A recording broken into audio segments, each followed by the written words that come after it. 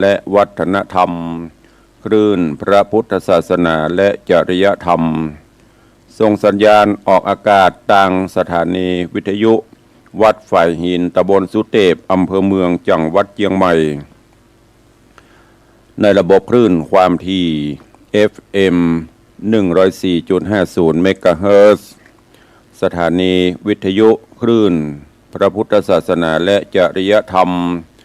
ในความอุปถัมภ์ของมูลนิธิพระบรมธาตุเจ้าดอยสุเทพ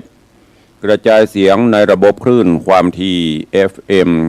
96.0 เมกะเฮิรตซ์พร้อมกันนี้ก็ต่างคลื่นวิทยุสีขาวเพื่อเจ้าประชาในเมตตาท่านเจ้าอาจารย์พระครูอภิวัฒนวิกรมท่านรองเจ้าคณะอำเภอดอยหล่อตลอดจนผู้อำนวยการคลื่นวิทยุสีขาว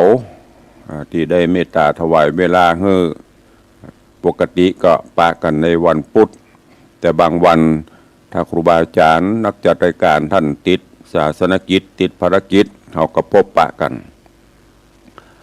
พร้อมกันนี้ก็ยังมีสถานีวิทยุชุมชนต่างๆที่ตั้งท่านผู้อำนวยการ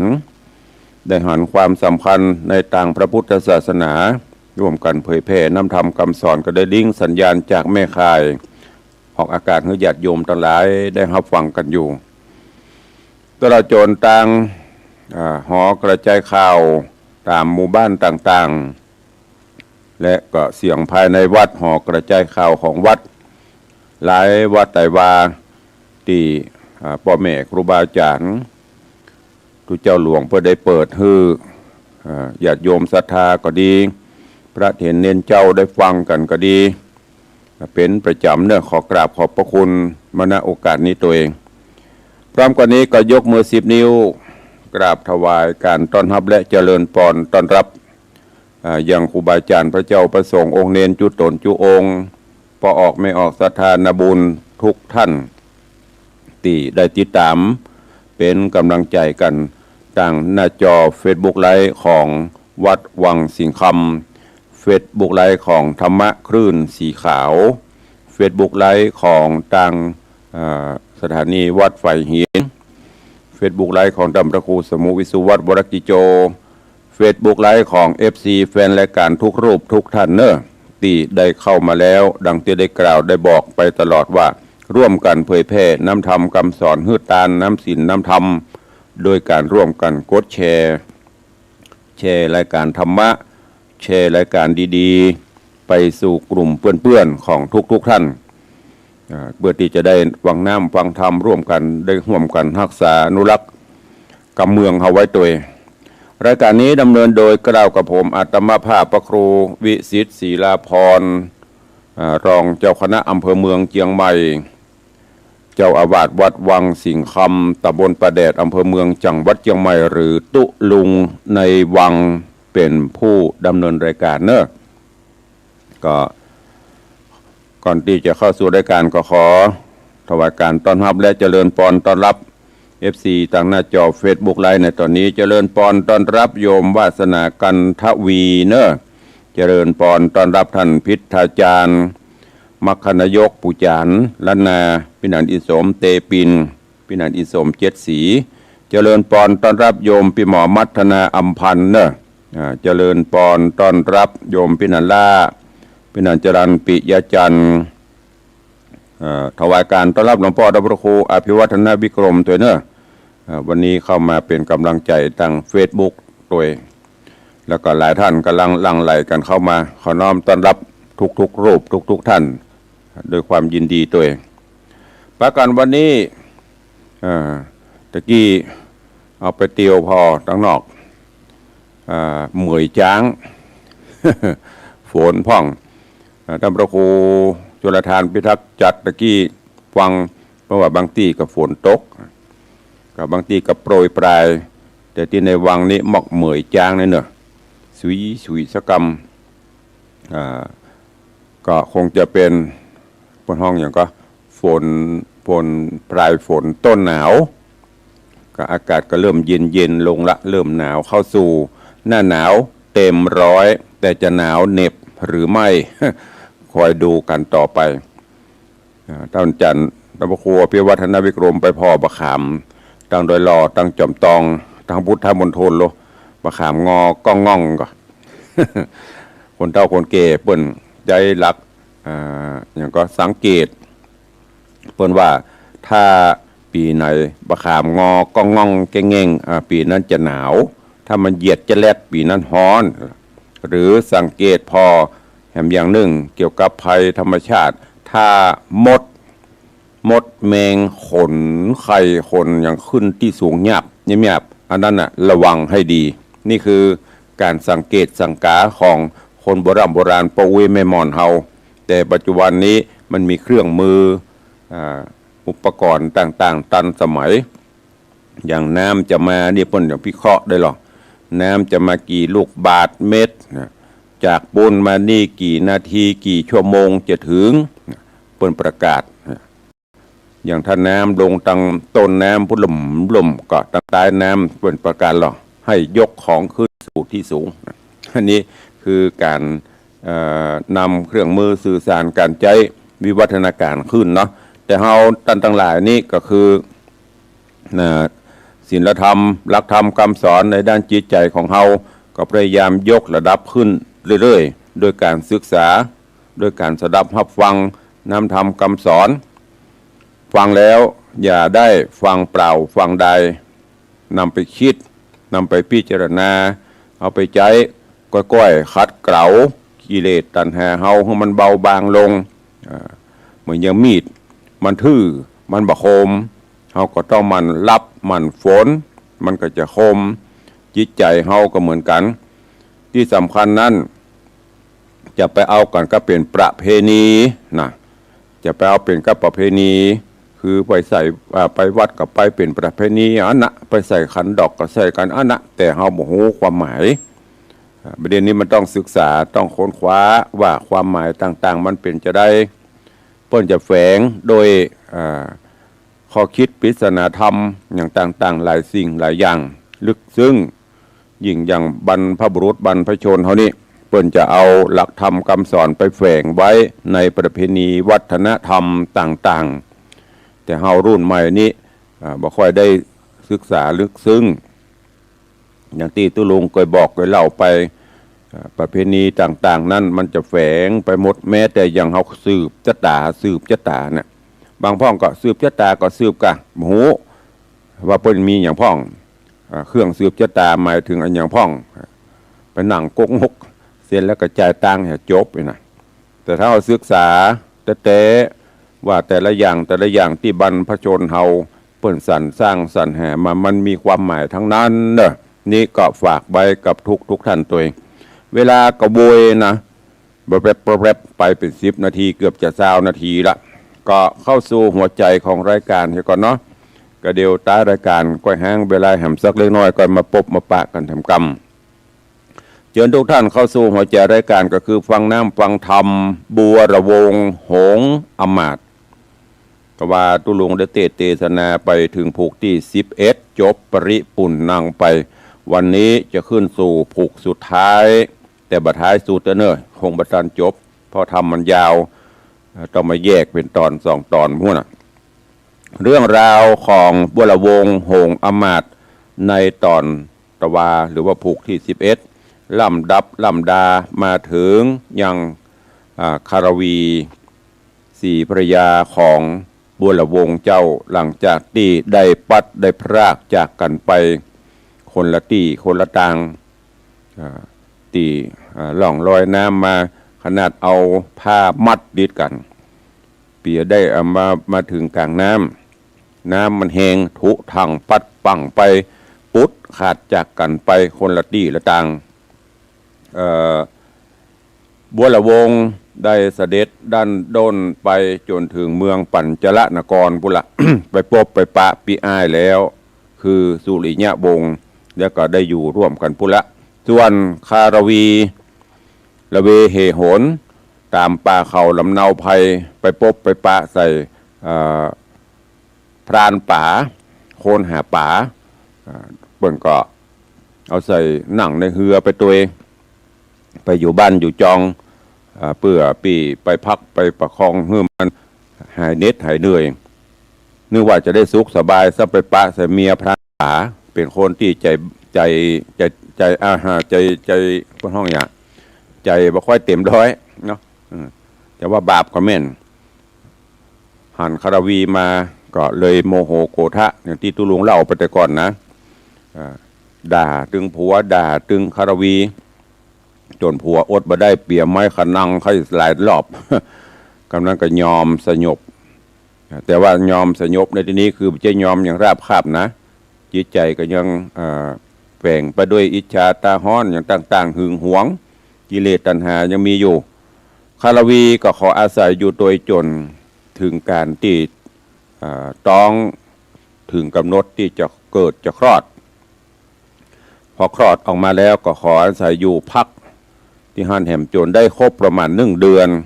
หันว่าโอ้อยู่บ่ไหวละเพราะว่าเมียประพันปราเปิ้นบ่ชอบขี้หน้าคนถ้ามันบ่ชอบอยู่ด้วยกันไปมันก็ตึมม่วนเปิ้นเนี่ยการฮื้อตักน้ำตักหยังฮื้อกับเปิ้งใจทำการช่วยการบ้านการจองกับบ่พอใจจนสุดท้ายคารวีก็ขอลาพ่อพรานป่าขอลาแม่บ้านแม่ย่าเพื่อที่จะดันโดนไปติดตามเสาะหายังบัวละวงผู้เป็นสามีพ่อพรานป่ากับบ่ฮู้จังเนี้ยจะได้ก็อนุญาตปงปั่นอำนวยอวยพรฮื้อไปคารวีก็เดินต่างไปตามที่ต่างๆจนบัดนี้คารวีก็ไปจุจอดรอดถึงยังเมืองปัญจละนครเช่นเดียวกันที่อยู่ของบัวละวงกับสุริยะวงศ์นางไปถึงเมืองหูกิตติสาวะโอพญาสุริยะ พญาสุริยะวงศ์อันเป็นปี่ของบัวละวงศ์เพื่อเป็นเจ้าบ้านเจ้าเมืองเป็นผู้ที่มีทศพิธราชธรรมจิตใจพระไทยโอบอ้อมอารีตั้งโฮงตาลสงเคราะห์อนุเคราะห์ปวงประชาราษฎร์ใต้ร่มบารมีของพระองค์เหมือนดังพระมหากษัตริย์ไทยเฮานี้ทุกพระองค์อย่างพระบาทสมเด็จพระเจ้าอยู่หัวรัชกาลที่10เฮานี้พระองค์ท่านก็ทรงห่วงใย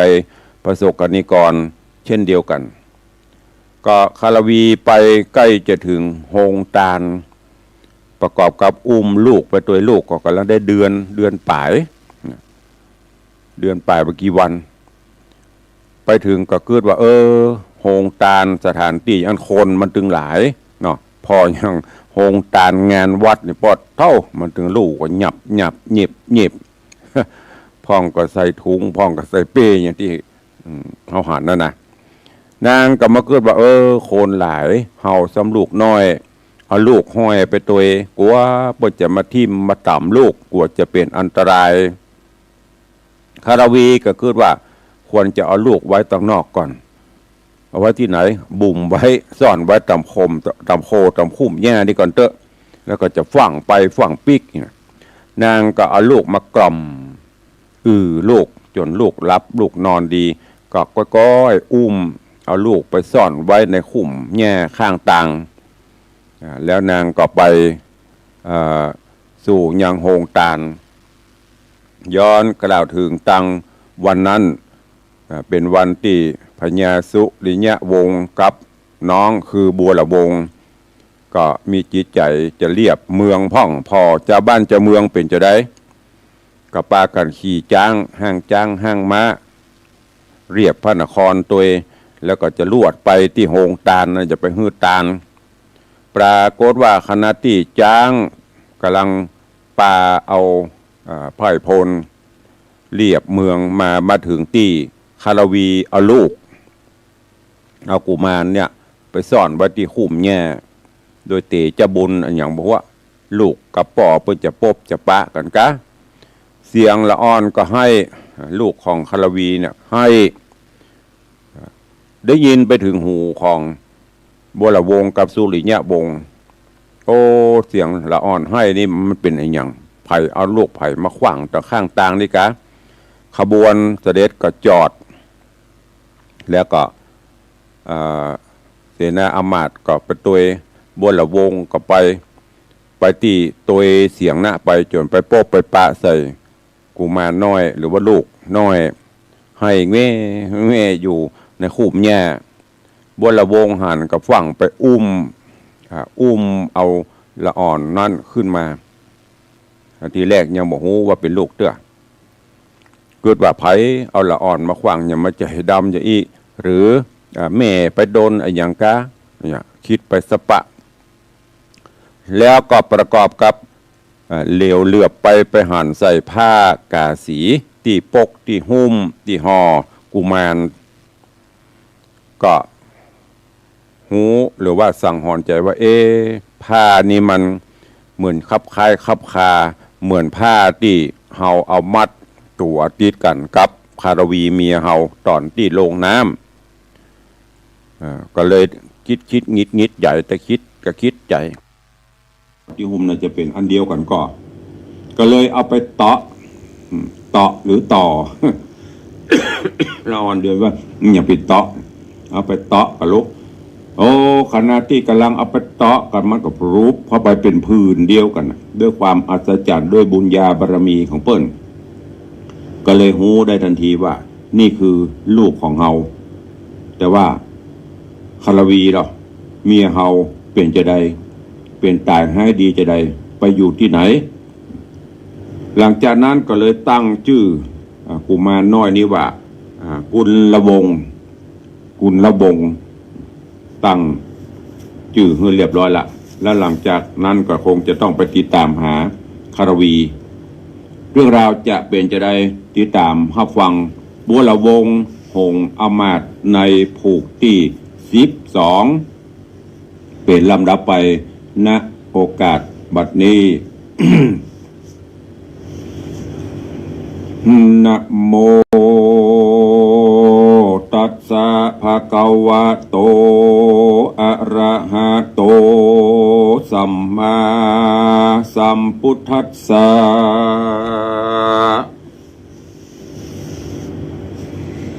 สาคาทะเนยาเนโพ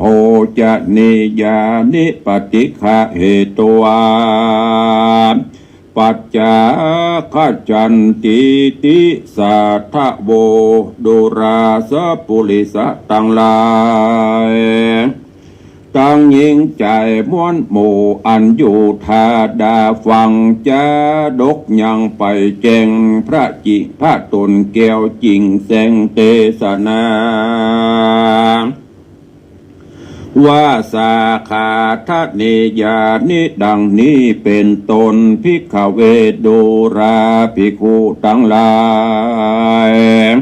อันเป็นสายอริยญาติเจือนักปราชญ์รงญาณส่วนนางดงครันหนอดเดางามบ่อเศร้าคารวี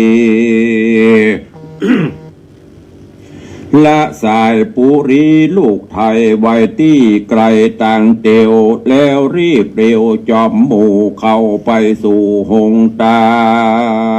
ลจุมโคนผ่านหนุ่มเท่ามีมากเต่าหลวงลายนางไปควายลุนหมู่จริงได้อยู่ไปหลังเสียงเดือดดังสะเศร้าตังหนุ่มเท่าหญิงใจตาบอนควายบายคอนนางน้อยอ่อนสมสลีจริงได้โพจะนะดีหลายสิ่งของกินยิ่งหลายอันแล้วรีบปั่นปอกสู่ยำที่อยู่บุตร ยินสังกาหลายหลากลูกน้อยหากหายไปพอตั้งใดก็แล้วบ่หารลูกแก้วสายตานางเววาใบบันสะต้านสันตั้งตนหรือว่าคนอยากจะลักลูกลากูไปหรือสัจจังไรกระยาบมากันก้าไปกินสายนรินแก่นไทยพงเกิดได้เดือนปลายป้อยมาหายปัดพรากย้อนวิบากสั่งจา นางรำจะลายแหลดินพัดแผ่เวบนเต้ไปบนยศใหญ่หูแจงไข่ขี่ยามจิงจักมาหนองน้าวฮืดนางเต้าขนิ่งในออกเตียวไปเสาะสายที่จิมไกลหงตาลจุมคนผ่านหนุ่มเทามีมากเต่ายำไง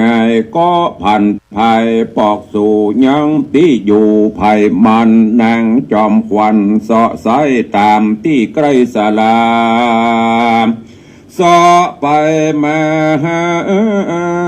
ลืมเล่าบ่หันลูกเต่าแดนใดก็แลไป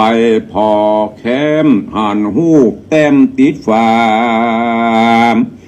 หูบหน้าเป่งปล่อยคือหูบนางนาดน้อยลานีจากปุรีเตตองเข้าสู่ห้องดงนากับสามิกาเจื่องเจ้าหูบจีเท่าราศีอมแก้วดีสะย่องกว่าขึ้นบนฟ้าหายโหนหูบสองคนพี่น้องขี่ขอนล่องวังทานสายน้ำปั่นปั่นกวางใดพระคังเสียก่อนผัวจอมควันด้านสอดพดมาฮอดปั่นจรนกรยังแอบวอนกืดฮอดถึงนางยอดตึงวาน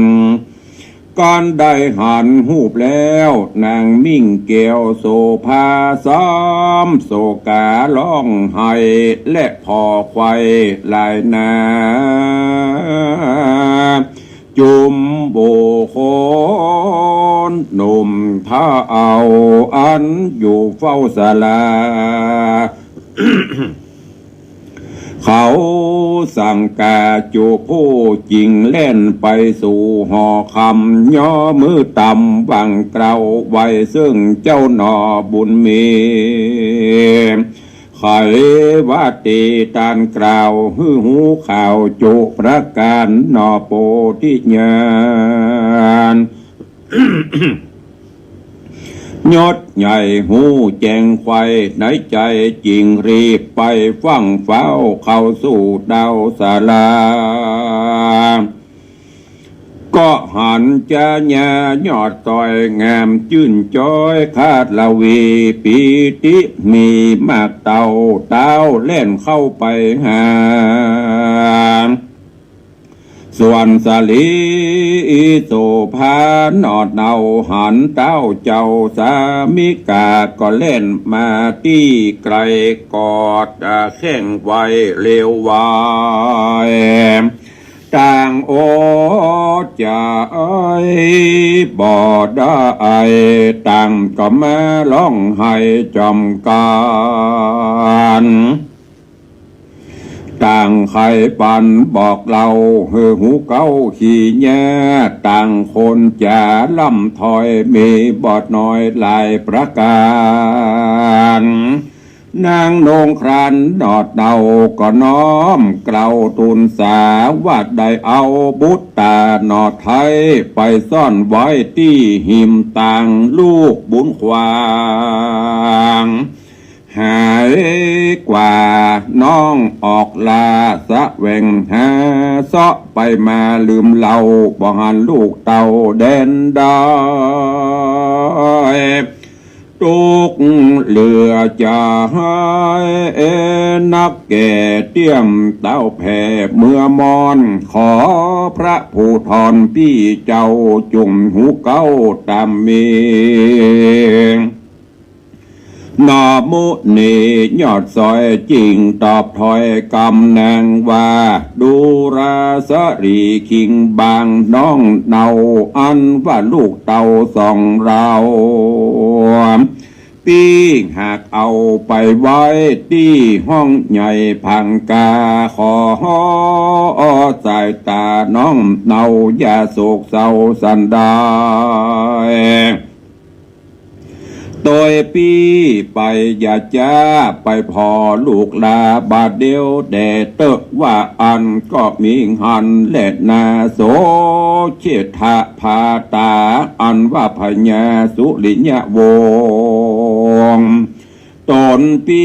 มีใจกรีเจยบานจิงฮือโยทางหันมวลหมู่มาพร้อมอยู่เร็วปันฮือปาการรีบห้าวออกจากเตาปุรีฮับส่องบุญมีพี่น้องมาสู่ห้องห่อใจเสนาในมวลหมู่ไหลหลังลู่ไปปานน้ำหนอคุณทันหนุ่มเดาคือว่าเจ้าบัวระวงหนอพุทธองค์บุญใหญ่กับนางนาไทยคารวีพุทธลงสลีพิลาดลักษณะอาจเยียงคันขึ้นจ้างสารดังกู้ปอกเข้าสู่ปุเรเสนาเมน้อยใหญ่โหห้องไว้นันเดืองบ้านตาปานดังเบืองใหญ่กว้างจากแตกมั่งเพตาการไกลกลา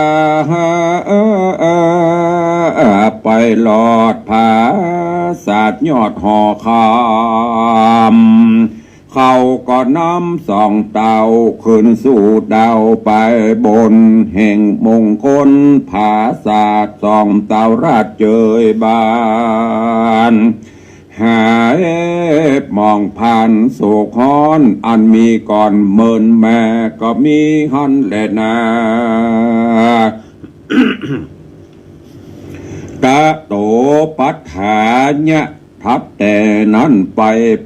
นานางนอดาคารวีก็ไขวัดตีตันต่อซึ่งเจ้าหนอพุทธา ว่าปู่พานป่าเท่าแก่มีใจแผ่ยินดีหือสายสะลีกินกูได้ยังอยู่อาสะลาย นางมีใจกืดฮอดใครวางตอดตกปันยังหลังวันอันใหญ่เกเท่าแยกไรพลานป่าหนอพุทธาฟังแล้วใจผ่องแผ้วเจยบานจริงฮือนายนักกันผู้แกวนขี่มาเล่นไปไวจากเวียงใจเตะตองไปสู่ห้องเกหาแห่งสองขาปูปาดนำมาต่อหน้าเรียวปัญญาเท่าหันเด้งพอยังนางนอคารวี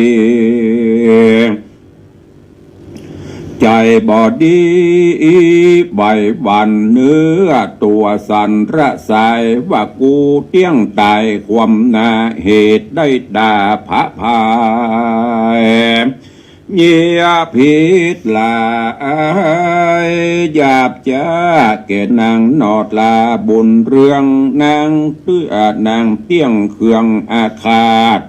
คืออำมาตย์คนในผู้ใจไฟหยาบจ้านำกูไปฆ่าบำวาย กูเตี้ยงตายมวยมางบ่อาจอังพระนีนางกาลีญาเท่าขานิ่งเล่านาเต้ารับตากลมนาบ่ตานว่ากำใดส่วนสะลีนงไว้นอเนาแง้มบ่เศร้าคารวีหันแย่กะสีบับใบมาอยู่ไกลกองตานางบอกโอทาเท้าหาดบอกอาฆาตตือเวนมีใจเย็นชื่นจอยไข่กล่าวถอยกำหวานซึ่งปู่พรานผู้เท่ากับแย่บาปเศร้าเมียมันว่าเฮาได้ผ่านไปงอดเขายังจอดเกหา แห่งสองขาปู่ป่านับได้กว่าเดือนไปเป็นกุลหลายแต่ใส่เฮากืดควายถึงกูโอน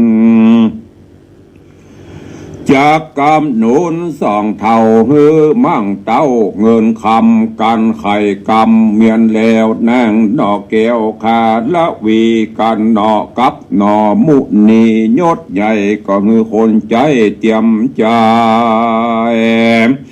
คนครัวใบแผ่นผ่าตั้งเครื่องงาอลังการมุกดาหารขายซอยแหวนใส่ก้อยธรรมโรง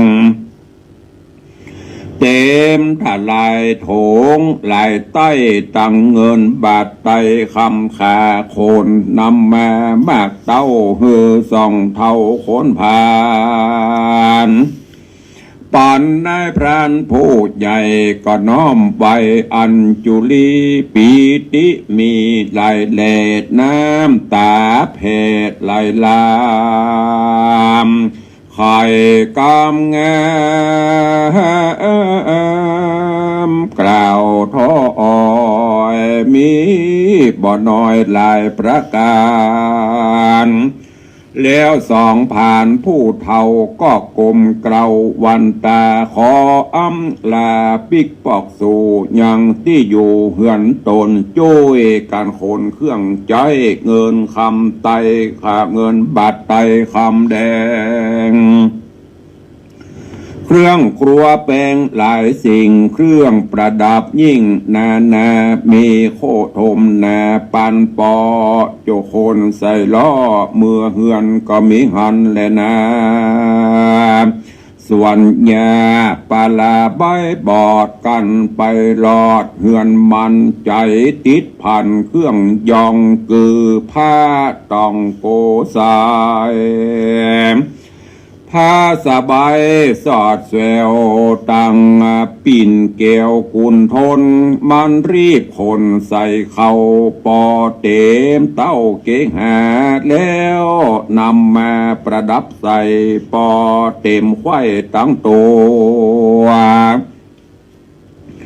เนี่ยหวีหัวแต่งยองผมอัวจองดามันแหวนลายอันน้อยใหญ่10 นิ้วใส่ดูเป่าตาแข้งเศร้าดาบตาแป้งข่าวผ้าพลอยแล้วใส่ซอยสั่งวันออกมาจันไปนอกเตียวเข้าออกไปมาคือคนนาหน่อยใหญ่เตียวมาไกลเล็งหันจำเสียงนันเหิดสู่ฮือคนหูมาหาว่ามันนั้นแน่ใจจะเข้าเครื่องแง่อลังการมุกดาหารไข่ซอยสาวน้อยเลวรามยังบอกงามเตรียมเตากับแง่เท่าพรานปลา มันกับมาแสงจ่าเอิ้นเป่าซึ่งเท่ายิงใจอันมากกว่าอันมาไกลจุโพเปื้อหือเข้าหูเล็งหานมันเตียวพัดพันลายปอกอยู่ไปนอกบนจันวิบากปานจองกองลวดลมจ้องวิตตงตัวตกลงต่ำไตหัวฟาดใส่ดินดอนก็เมื่อมอนกร้อยกลาดชีวิตขาดเสียตนอากุศลจองก้องลงสู่ห้องอเวจีก็มีฮั่นแหละนานิธิตังขีญาสังวันนาวิเศษจาห้องเหตุธรรมเทศนาบัวละวงหงอมาตผูกที่12 ตอนที่1ก็บังโกมสมเด็จสเด็จ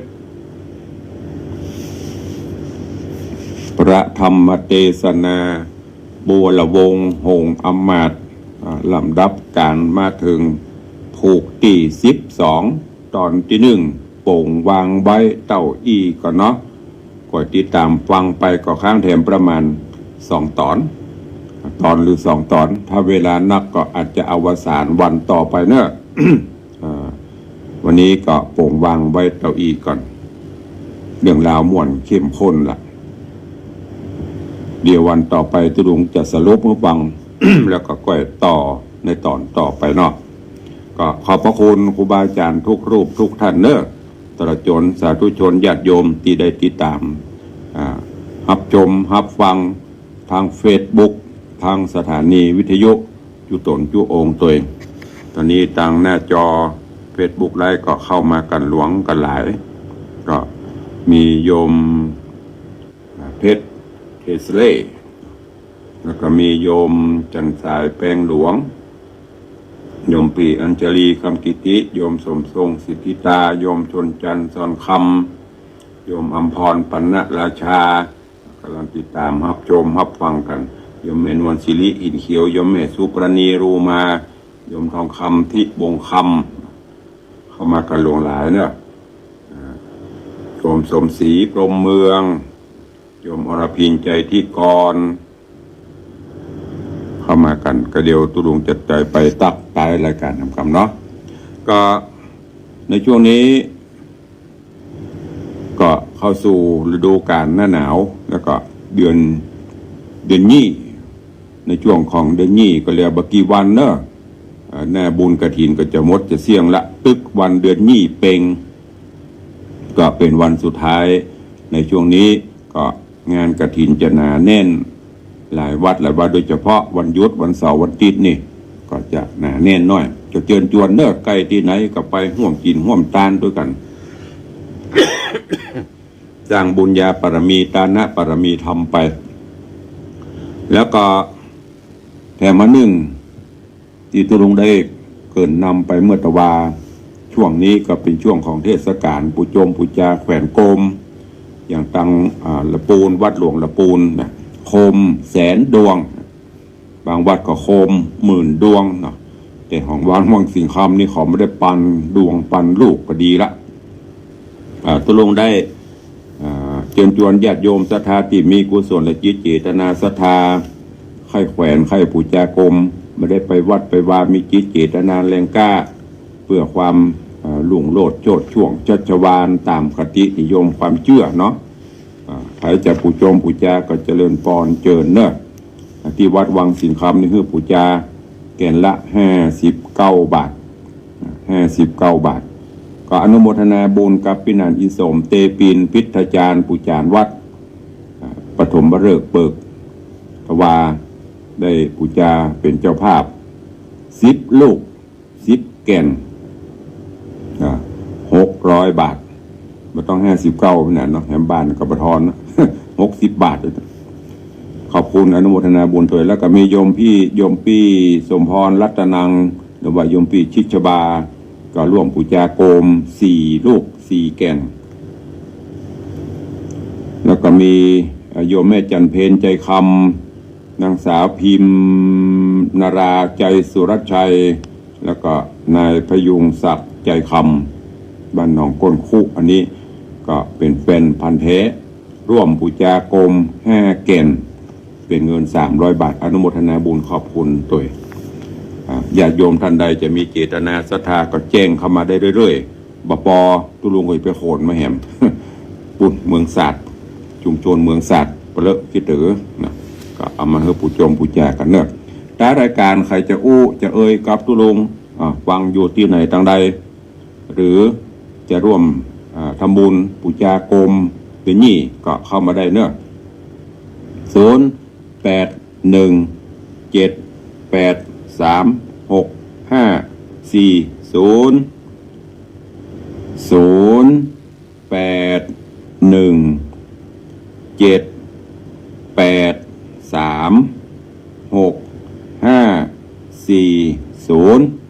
สายแรกวันนี้จะมาจากที่ไหนทางใดเข้ามาได้เนอะวันนี้แห้งเวลานักหน่อยเพื่อจะได้ได้จ่าวันที่25เนอะพ ออกไม่ออกศรัทธางานกฐินวัดฝ่ายหินตำบลสุเทพอำเภอเมืองจังหวัดเชียงใหม่ใครจะไปร่วมก็เจริญพรเจิญแล้วก็ที่วัดปูเลยตำบลบะเขือเจ้อำเภอเมืองจังหวัดลำพูนกลางเชียงดาวก็มีที่วัดเจริญราษฎร์แม่เตาะวัดของท่านพระมหาชนการหรือท่านมหาม่อมที่วันก่อนเพิ่นมาเป็นประธานต่อที่วัดวังสิงคำที่วัดเพิ่นจะมีวันที่25ที่จะถึงนี้ก็คงจะได้ไปกินห่วมตันเติงเนาะไปทรายวันเปิ้นมาวัดเฮาก็ไปจะประเทศทรายวัดเปิ้นเจริญปอนนมัสการครับผมแฟนพันธุ์แท้ครับแฟนพันธุ์แท้ยาโกมกี่แก่นโอ้นี่ก็เดี๋ยวผมไปเข้าไปในวัดเอาดีกว่าครับนะเข้าไปวัดดีกว่าครับนะก็มาตั้งสายนี่ก็ได้โลครับสาธุอนุโมทนาเนผมก็ไปครับกะทินาวัดป่าอินผมก็ไปครับดีละโมทนาสาธุเนโทรมากระจายนะครับแฟนพันธุ์แท้สาธุอนุโมทนาบุญเนอะเอาสายต่อไป0817836540ใครจะจะตัวตุลุงวันนี้แห้งเวลาไว้ฮื้อนักหน่อยแต่ว่าตันได้ดีวันนี้ฮื้อเวลากำลังมากับแฟนพันธุ์แท้เตะหุ่มกับหมูเนาะคนแบบเป็นพันธุ์แท้กับเป็นพันธุ์แท้น่ะอ้าวเจริญปอนโยมแม่บุญปันเจ้าผ่านหน่อยเจ้าโกมผ่าน5 ลูกเนาะเจ้าสาธุอนุโมทนาแม่เนอก็เฮือนจนนาโทอันส่งมึงโอนเงินไปเจ้าได้เดี๋ยวตุลุงจะรวดเขียนชื่อแล้วรวดเขียนเฮ้อเนอเจ้าสาธุบุญรักษาเนอเจ้าอนุโมทนาขอบคุณพระแม่บุญปันมีงานยมปีจงรักมีงานบ้านใจสถานเจดีย์9 ยอดอำเภอสารปีศิษย์ก้นกุฏิหลวงปู่วันนี้ได้ปูจาโกม5 เก่นก็เดี๋ยวตุลุงจะเขียนฮื้อแล้วก็เอาไปห้อยไปแขวนเนาะใครจะปูโจมปูจาก็เข้ามาบาปูจาก็เป็นอย่างเนอะไปวัดตุลุงมาบังคับไม่ได้บังคับใดๆทั้งสิ้นรายการทุกรายการเปิดไม่ได้บังคับนะจะไปฟังมัตราแม่กันเนอะก็เปิดโอกาสให้ญาติโยมที่เปิดได้ไปหรือเปิดมีเจตนาแรงกล้าคนที่เปิดมีกุศลเจตนาแรงกล้าเปิดถึงว่าต้นถึงเดือดอย่างตุลุงบอกปัตตวานะอยู่ที่ใจอยู่ที่เจตนาจิตใจเขาตกจิตใจเขาเป็นบุญมันก็เป็นบุญเป็นกุศลการทำบุญสูญตานประเดี๋ยวนี้จะไปตราแม่กันสิ่งใดก็ตามที่เปิ้นทำเปิ้นมีความสุขใจเปิ้นบ่เดือดร้อนเราก็ควรจะโมทนาสาธุไม่ใช่ไปว่าเนี่ยอันนั้นก็บ่ถูกเนี่ยอันนี้ก็บ่ดีไปหวังกับอรหันตากันประตกประเสียงทุกคนปรารถนาเมืองพระนิพพานเพื่อความหลุดพ้นแต่หนทางแนวทางปฏิบัติมันจะแตกต่างกันอย่างเขาดูรายการดูอย่างต่างๆนะครูบาอาจารย์ผู้รู้ต่างหลายเป็นว่าศิษย์ต่างครูอาจารย์ต่างวัดปักกระตือนต่างเล่มมันก็มีเป็นธรรมดาแต่มุ่งหมายจุดมุ่งหมายอันเดียวกันเพราะนั้นจะไปเอาความคิดของเขาเป็นใหญ่จะไปเอาของความคิดของเขาว่าเขาทำถูกคนเดียวคนอื่นเนี้ยบ่ถูกมันไม่ใช่ต้องแบ่งสรรปั่นกันไปอย่างที่เคยเปรียบเทียบจุดมุ่งหมายเดียวกันแต่วิธีปฏิบัติมันจะแตกต่างกันจะไปกรุงเทพตุลุงบอกมาหลายเตือนเปรียบเทียบเอาถนนหนทางเนี่ยง่ายๆบางห้องก็ไปเครื่องบินบางห้องก็ไปรถไฟบางห้องก็ไปรถทัวร์บางห้องก็ไปรถส่วนตัวบางห้องก็มอเตอร์ไซค์รถเครื่องไปจ่าล่วงสุดเตียวไปก็ถึงเหมือนเดียวกันกับการปฏิบัติเนี่ยจุดมุ่งหมายเพื่อความหลุดพ้นเพื่อความสงบสุขเพื่อหวังพระนิพพาน นิพพานังปรมังสุขังนิพพานเป็นสุขอย่างยิ่งแต่การปฏิบัติเพราะนั้นพุทธเจ้าพูดถึงเปรียบปัญญาคนเฮาเปรียบประดุจดั่งบัวสีเหล่านะ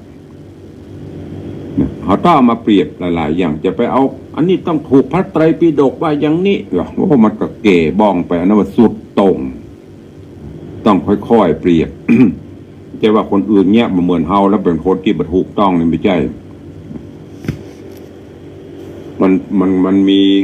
แนวปฏิบัติก็ก้อยๆอันนี้มันบรรทุกฮะเขาก็ก้อยๆแน่เปิ้นก็อาจจะก้อยๆหันมาปฏิบัติโดยไปเหมือนดังพิธีกรรมต่างๆทางล้านนาเขาเนี่ยเป็นสิ่งที่ละเอียดอ่อน บางคนรุ่นใหม่นี่เปิ้นอาจจะมองว่าเป็นคนที่เป็นสิ่งที่งมงายคนประเด็นนี้อย่างห้องต้องหันปุ๊บได้ปั๊บตอนนี้ละมิดได้ปุ๊บได้ปั๊บมันใจภูมิปัญญาคนโบราณเฮา เปิ้นมีมาแต่ก่อนแต่เดิมเฮาก็จะไปละเปิ้นถึงบอกว่าจะไปละของเก่าจะไปเมาของใหม่ช่วยกันสรรสร้างช่วยกันคิดไปถ้าบ่อ่านนี้เฮาก็คงมีถ้าบรรพชนเฮาเปิ้นบ่สืบบ่ตอดมาเฮาก็สืบไม้ต่อก้อยๆหรือมันจะเสื่อมมันจะสิ้นก็ก้อยๆสิ้นไปจะไปคือมันหมดในยุคเฮายุค AI ยุคโลกทั้งโลกอยู่บนปลายมือเนี่ยไร้ญาติขาดมิตรกันหมดนี่อย่างตุลุงถึงว่าไร้ญาติขาดมิตรโยมตอนหลายลองพอตัวภัยตัวมั่มเดียวไปกินข้าวไม่ได้ครอบครัวเดียวกันนะนั่งคุยกูก็คุยมึงก็คุย บ่สนใจภัยอะไรที่มันบรรทุกต้องกับข้าบรรทุกใจตัวเก่าคือบรรทุกทั้งนั้นมันใจนั่นฝากไปตัวในยุคที่อันนี้ในยุคว่ะในคณะที่ตุลุงอู้นี่นะรอสายเนอะสายจากทางบ้านใครจะอู้จะตัวตุลุงก็เข้ามาได้ตลอดแทรกเข้ามาได้เนอะช่วงนี้เป็นช่วงของท้ายรายการเปิดโอกาสให้ญาติโยมทางบ้านทางจองได้รายงานตั๋วในช่วงบ่ายอีป้อยแม่ตั้งคลื่น96ก็หลวงหลายเนอะ ฟังกันหนาแน่นเป็นกำลังใจตุลุงขอบพระคุณตัวเนยป้อยแม่บางเตื้อก็จะเป็นเทปรายการพ่องบางเตื้อก็จะเป็นสดสดจะแห้งสามารถโทรเข้ามาได้เนอะถึงมันจะเป็นเทปตุลุงก็รับสายอยู่ยกเว้นว่ามีงานบางครั้งอยู่ในงานทำการอยู่ไม่สามารถรับได้ก็มีแต่ถ้าว่างรับตลอดเพราะกำลังใจก็คืออีป้อยแม่พอออกไม่ออกศรัทธาญาติโยมนั่นแหละวันที่3 ที่ 4เนอะมหาวิทยาลัยเชียงใหม่เปิ้นก็ร่วมรณรงค์สืบทอดวัฒนธรรมประเพณีฝั่งเตศมหาจักรตั้งธรรมหลวงเนอะจวนญาติโยมศรัทธาลูกหลานเยาวชนนิสิตนักศึกษาไปร่วมอย่างตุลุงบอกเนี้ยถ้าเฮาหูความหมายหูพิธีกรรมเฮาก็จะเพลินไปตัวเองแต่ถ้าเฮาเบาใจไปนะโอ้อย่างหูผีเบามาฟังทุเจ้าหอนนี่นะนั่นก็จบข่าวการเทศก็เหมือนกันเชียงใหม่ละปูนหรือว่าทางภาคเหนือเขานี่ก็จะมีระบำเทศไปแหมแบบนึ่งไปทางอีสานเปิ้นก็จะมีระบำเทศแหมอย่างนึ่งแต่ก็เป็นธรรมมหาชาติเวสสันดรชาดกเหมือนกันหมดเนื้อเรื่องเดียวกันแต่การแสดงมันอาจจะบ่เหมือนกันนะเหมือนอย่างเขาว่าก่อนเจนอีป้อยแม่เขาอย่างก็บ้านทรายทองเนาะดาวพระศุกร์เนี่ย รุ่น40-50นี่เคยพออยู่บางเทื่อก็หนังเรื่องเดียวแต่ตัวแสดงบ่ใจคนเดียวกันเปลี่ยนอย่างเหมือนเดียวกันนั่นนะทำตั้งเหนือเขาก็จะมีระบำไปแหมแบมตั้งกลางตั้งภาคใต้เพิ่นก็จะมีระบำไปแหมอย่างมีคนห้องแล ห้องแลประเดี๋ยวนี้เราเอาไปเขาอะไรก็ไม่รู้เหมือนกับเขาแสดงลิเกนะคือไม่รู้ฮะเงาเกาประเพณีเปิ้นเป็นจะได้แล้วก็ไปตราม่ากันต้องศึกษาก่อนนะก่อนที่เราจะตราม่าใครก่อนที่เราจะวิเคราะห์วิจารณ์ใครเบื้องต้นวิเคราะห์ตัวเองเสียก่อนวิเคราะห์ตัวเองแล้วค่อยไปวิเคราะห์คนอื่นวิเคราะห์ยังไงดูตัวออกบอกตัวได้ใช้ตัวเป็นเราถูกต้องไหมถ เราปฏิบัติดีหรือยัง ค่อยไปวิเคราะห์เพิ่น ฝากไว้กับทุกท่านแปลงใจหาการศึกษาหาการดีๆโอ้วันนี้มีเหี่ย2 สายเนอะสายแรกก็แฟนพันธุ์แท้ แฟนพันธุ์แท้สายที่2แม่บุญปั่นมีงานลวดปูจาโกม5 แก่นนอกนั้นเงียบปิ่งมีแฮมก็ใครจะอู้ตัวพ่องกำลังใจจากทางบ้านตั้งหน้าจอนี่มันต้องห่วงเพราะตึงไหลเข้ามาโลเพิ่มขึ้นก็แชร์ไปตัวแฮมแชร์ไปในหน้าจอเพื่อนแฮมหลายท่านหลายคน วันนี้เข้ามากันก็หลวงหลายก็เดี๋ยวตุลุงจะไปตักไปตายตั้งหลังใหม่เนอะตอนนี้เข้ามานี่มีไข่พ่องทางหน้าจอนี่จะหลาย FC เข้ามากันหลวงหลายแต่ตังบ้านนี่จะหายได้ยินอีแม่ฟังอยู่เนอะฟังแต่ไม่รู้ว่าฟังบ่ฟังกับบัว มีก็ตังบ้านตังจองจะอู้จะเอ่ยกับตุลุงเข้ามาได้เวลาก็ตอนนี้ทดเวลาบาดเจ็บ แหมสักนาทีก็จะหมดเวลาจะได้ล่ำได้ลากันละแต่ว่าวันค่ำอยู่ใต้น้ำขอขอบคุณอนุโมทนาบุญกับเนอะกับต่างอันนี้จมเลยแหงเนาะโทรเข้ามานะถ้าบะจมก็บะโทรเนาะเข้าใจจะหมดเวลาละจมจนโทรเนาะถ้าบะจมก็ดักเนาะสาธุอนุโมทนาขอบคุณกับทางเทศบาลตำบลประแดดตึงตะวันนี้ทางหัวหน้าฝ่ายป้องกันบรรเทาสาธารณภัย ท่าน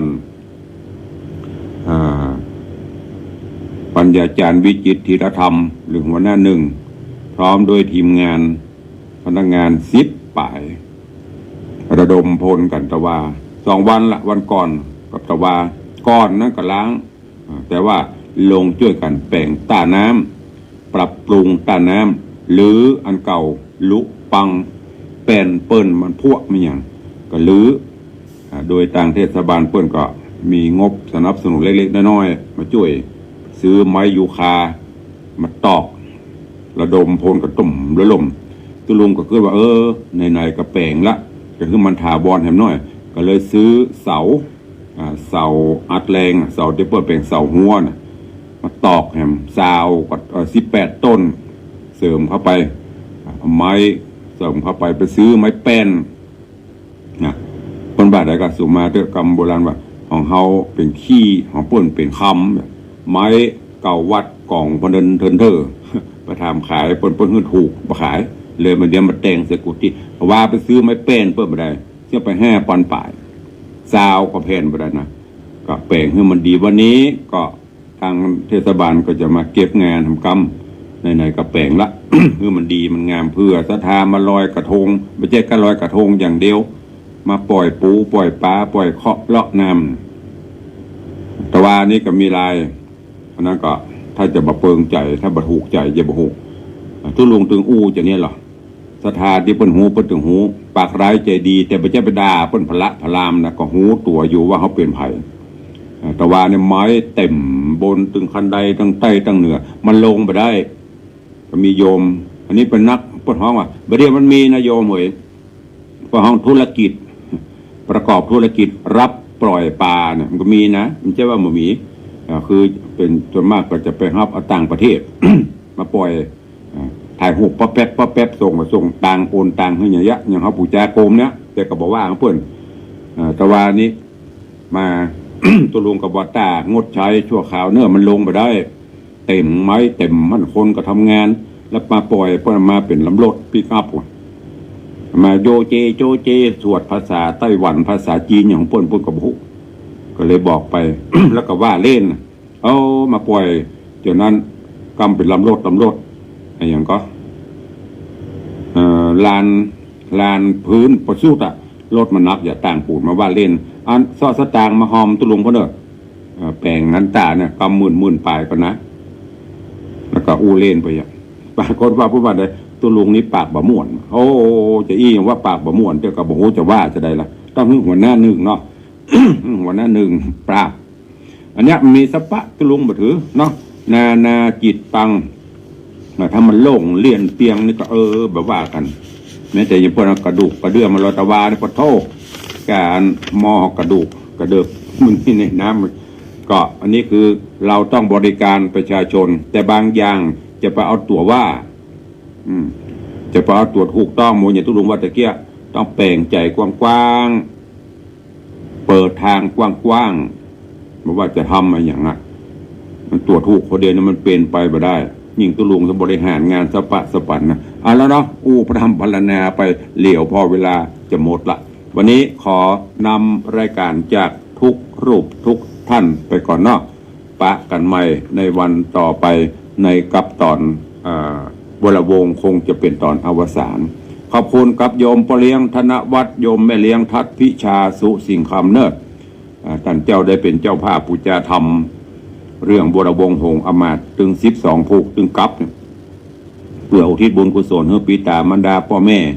ญาติกาวงศาคณะญาติพอเกิดไม่เกิดเจ้ากรรมในเวรแห่งตนก็ขอบุญกุศลนี้ได้เป็นผลสะท้อนย้อนปีไปปกปักรักษาโดยเฉพาะพ่อเลี้ยงซึ่งช่วงนี้ก็สุขภาพร่างกายก็บอกให้เต็มร้อยก็ขอให้หายจากโรคภัยไข้เจ็บบ่อยๆเนอะได้อยู่เป็นร่มโพล่มไทรพระพุทธศาสนากำจูวัดวาอารามพระสงฆ์องค์เจ้าได้เจริญการกรุงรุ่งเรืองต่อไปขอความสุขสวัสดีจงบังเกิดมีกับพ่อแม่ครูบาอาจารย์พระสงฆ์องค์เนรจุตนจุองค์ว่าออกไม่ออกสถาทุกท่านเนอะอยู่เย็นเป็นสุขเหมือนกันจุรูปจุตนจุองค์เนอะจัตตาโรธรรมาวัฏันติอายุวันโนสุขังพะลัง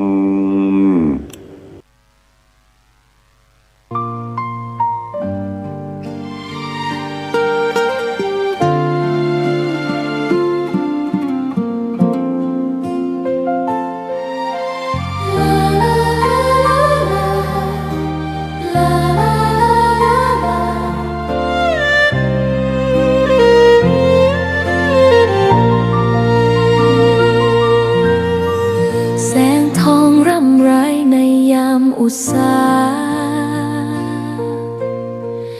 ยังเห็นพระเมตตาอยู่ทุกแห่งหน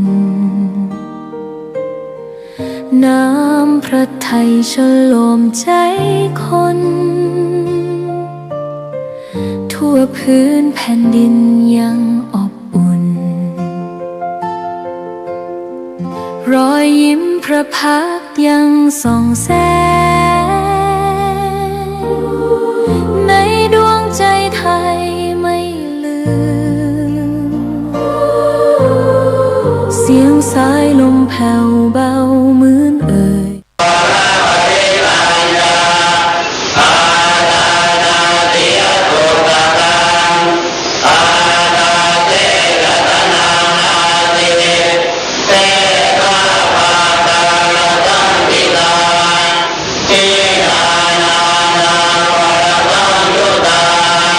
แผ่แบ่งปันบางคนให้คนอื่นแต่ไม่คนในสายเลือดเรียกว่าให้ไหมอ่ะให้ครับคนที่ไม่ให้เขาแต่อยากได้ของเขามีไหมมีอยากได้คนขี้ทีขี้เหนียวคิดว่าอยากจะให้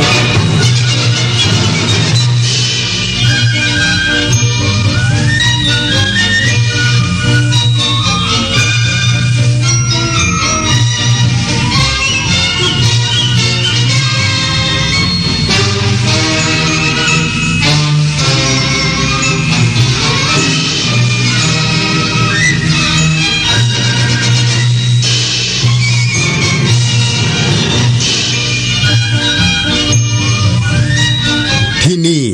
สถานีวิทยุกระจายเสียงแห่งประเทศไทยต่อไปเสนอข่าวซึ่งมีหัวข้อข่าวดังนี้สำนักพระราชวังเปิดให้ประชาชนเข้าถวายน้ำสงฆ์พระบรมศพเบื้องหน้าพระฉายาลักษณ์สมเด็จพระนางเจ้าสิริกิติ์พระบรมราชินีนาถพระบรมราชชนนีพันปีหลวงณศาลาสหไทยสมาคมพระบรมมหาราชวังในวันนี้ตั้งแต่เวลา 8:30 น.ถึงเวลา 12 นาฬิกา รัฐบาลประกาศให้สถานที่ราชการรัฐวิสาหกิจหน่วยงานของรัฐและสถานศึกษาทุกแห่งลดธงครึ่งเสาเป็นเวลา30 วันและไว้ทุกข์มีกำหนด1 ปีตั้งแต่วันที่25 ตุลาคม 2568 เป็นต้นไปกระทรวงการท่องเที่ยวและกีฬาเตรียมปรับรูปแบบพิธีเปิดและพิธีปิดการแข่งขันกีฬาซีเกมให้มีความเหมาะสมในช่วงไว้อาลัยของไทยผู้นำสหรัฐระบุจะไม่พบหารือกับผู้นำรัสเซียจนกว่าจะมีการบรรลุข้อตกลงสันติภาพระหว่างรัสเซียกับยูเครนต่อไปเป็นรายละเอียดของข่าวหมายรับสั่งที่ 16011 สำนักพระราชวัง 25 ตุลาคม 2568 สมเด็จพระนางเจ้าสิริกิติ์พระบรมราชินีนาถพระบรมราชชนนีพันปีหลวงสวรรคตวันศุกร์ที่ 24 ตุลาคม 2568 เวลา 21:21 นาทีณโรงพยาบาลจุฬาลงกรณ์สภากาชาดไทยกรุงเทพมหานครวันอาทิตย์ที่ 26 ตุลาคม 2568 เวลา 17 นาฬิกาพระบาทสมเด็จพระเจ้าอยู่หัวและสมเด็จพระนางเจ้าพระบรมราชินีเสด็จพระราชดำเนินไปยังพระที่นั่งพิมานรัตยาในพระบรมมหาราชวังถวายน้ำสงฆ์พระบรมศพเสร็จแล้วเจ้าพนักงานเชิญพระบรมศพลงสู่พระหีบทหารมหาดเล็กราชวรลพรักษาพระองค์เชิญไปประดิษฐานหลังพระแท่นสุวรรณเบญจดลประกอบพระโกฐทองใหญ่ภายใต้พระเสวตฉัตร9 ชั้นแวดล้อมด้วยเครื่องสูงหักทองขวางมีชุมสายฉัตร5 ชั้นบังแทรกฉัตร7 ชั้นต้นไม้ทองเงินณมุกตะวันตกพระที่นั่งดุสิตมหาปราสาทเสร็จแล้วทรงวางพวงมาลาทรงจุดธูปเทียนเครื่องราชสักการะกราบถวายบังคมพระบรมศพทรงจุดธูปเทียนเครื่องนมัสการบูชาพระพุทธรูปประจำพระชนมวาลและทรงทอดผ้าไตรพระสงฆ์93 รูปสดับปกรณ์ถวายอนุโมทนาถวายอดิเรกถวายพระพรลาพระบาทสมเด็จพระเจ้าอยู่หัวทรงจุดธูปเทียนที่พระแท่นเตียงพระพิธีธรรมสวดพระอภิธรรมด้านตะวันออกและตะวันตกสดับพระพิธีธรรมสวดพระอภิธรรมแล้วเสด็จพระราชดำเนินกลับการแต่งกายแต่งเครื่องแบบเต็มยศไว้ทุกสายสะพายมหาจักรีบรมราชวงศ์ผู้เข้าเฝ้าทูลละอองธุลีพระบาทแต่งกายเครื่องแบบเต็มยศไว้ทุกสายสะพายสูงสุดทรงพระกรุณาโปรดเกล้าโปรดกระหม่อมให้มีพระพิธีธรรมสวดพระอภิธรรมประจำทั้งกลางวันกลางคืนรับพระราชทานฉันเช้าวันละ8 รูปเพลวันละ8 รูปและประคมย่ำยามกำหนด100 วันการแต่งกายแต่งเครื่องแบบปกติขาวไว้ทุกพลอากาศเอกสถิตพงษ์สุขวิมลเลขาธิการพระราชวังประกาศเรื่องการถวายสักการะพระบรมศพสมเด็จพระนางเจ้าสิริกิติ์พระบรมราชินีนาถพระบรมราชชนนีพันปีหลวงด้วยสำนักพระราชวังจะได้เปิดโอกาสให้ประชาชนเข้าถวายน้ำสงฆ์พระบรมศพสมเด็จพระนางเจ้าสิริกิติ์พระบรมราชินีนาถพระบรมราชชนนีพันปีหลวงน้อมเกล้าน้อมกระหม่อมส่งเสด็จสู่สวรรคาลัยเบื้องหน้าพระฉายาลักษณ์ซึ่งประดิษฐานณศาลาสหทัยสมาคมในพระบรมมหาราชวังวันอาทิตย์ที่ 26 ตุลาคม พุทธศักราช 2568 ตั้งแต่เวลา 8:30 นาทีถึงเวลา 12 นาฬิกาสำนักพระราชวัง 25 ตุลาคม พุทธศักราช 2568สถานีวิทยุกระจายเสียงแห่งประเทศไทยขอเสนอสารคดีชุดสมเด็จพระนางเจ้าสิริกิติ์พระบรมราชินีนาถพระบรมราชชนนีพันปีหลวงพระผู้เสด็จสู่สวรรคาลัยวันนี้เสนอตอนแม่แห่งแผ่นดินสารคดีชุดสมเด็จพระนางเจ้าสิริกิติ์พระบรมราชินีนาถพระบรมราชชนนีพันปีหลวงพระผู้เสด็จสู่สวรรคาลัยสมเด็จพระนางเจ้าสิริกิติ์พระบรมราชินีนาถพระบรมราชชนนีพันปีหลวงพระแม่แห่งแผ่นดินผู้ทรงอุทิศพระวรกายและพระราชหฤทัยเพื่อบำบัดทุกข์บำรุงสุขแก่พระสกนิกรทั่วประเทศเมื่อครั้งโดยเสด็จพระบาทสมเด็จพระบรมชนกาธิเบศรมหาภูมิพลอดุลยเดชมหาราชบรมนาถบพิตรเสด็จพระราชดำเนินทรงเยี่ยมราษฎรในถิ่นทุรกันดารพระองค์ทอดพระเนตรเห็นความยากลำบากของประชาชน จึงมีพระราชดำริช่วยเหลือราษฎรให้มีอาชีพและรายได้ที่มั่นคงก่อกำเนิดเป็นมูลนิธิส่งเสริมศิลปาชีพเพื่อฟื้นฟูภูมิปัญญาไทยและส่งเสริมงานหัตถศิลป์พื้นบ้านอาทิการทอผ้าไหมปักผ้าเครื่องเงินและเครื่องจักสานจนศิลปะไทยเป็นที่ประจักษ์ในนานาประเทศพระองค์ยังทรงอนุรักษ์ศิลปะวัฒนธรรมไทยอย่างลึกซึ้งทรงฟื้นฟูชุดไทยพระราชนิยมให้เป็นเอกลักษณ์แห่งชาติและทรงส่งเสริมให้เยาวชนไทยภาคภูมิใจในความเป็นไทยในด้านสิ่งแวดล้อมพระองค์มีพระราชดำริคนอยู่กับป่าได้จึงเกิดโครงการป่ารักน้ำเพื่ออนุรักษ์ป่าไม้และทรัพยากรธรรมชาติอย่างยั่งยืนด้วยพระราชปณิธานอันแน่วแน่ที่จะช่วยเหลือราษฎรให้พ้นจากความยากจนและอยู่เย็นเป็นสุขพระเมตตาอันหาที่สุดมิได้ของพระองค์คือแรงบันดาลใจให้พระสกนิกรไทยดำรงชีวิตด้วยความเพียรพอเพียงและกตัญญูพระราชกรณียกิจนานับประการคือแสงแห่งรักที่ส่องสว่างอยู่เหนือแผ่นดินไทยตราบนิรันดร์ประกาศสำนักนายกรัฐมนตรีเรื่องสมเด็จพระนางเจ้าสิริกิติ์พระบรมราชินีนาถพระบรมราชชนนีพันปีหลวงสวรรคตตามที่ได้มีประกาศสำนักพระราชวังเรื่องสมเด็จพระนางเจ้าสิริกิติ์พระบรมราชินีนาถพระบรมราชชนนีพันปีหลวงสวรรคตลงวันที่ 24 ตุลาคม 2568 นั้นรัฐบาลได้รับทราบด้วยความโทมนัสยิ่งจึงเห็นสมควรประกาศดังต่อไปนี้ 1. ให้สถานที่ราชการรัฐวิสาหกิจหน่วยงานของรัฐและสถานศึกษาทุกแห่งลดธงครึ่งเสาเป็นเวลา30วันตั้งแต่วันที่ 25 ตุลาคม 2568 เป็นต้นไป 2. ให้ข้าราชการพนักงานรัฐวิสาหกิจและเจ้าหน้าที่ของรัฐไว้ทุกข์มีกำหนด1ปีตั้งแต่วันที่ 25 ตุลาคม 2568 เป็นต้นไปสำหรับประชาชนทั่วไปขอให้พิจารณาดำเนินการตามความเหมาะสมประกาศณวันที่ 25 ตุลาคม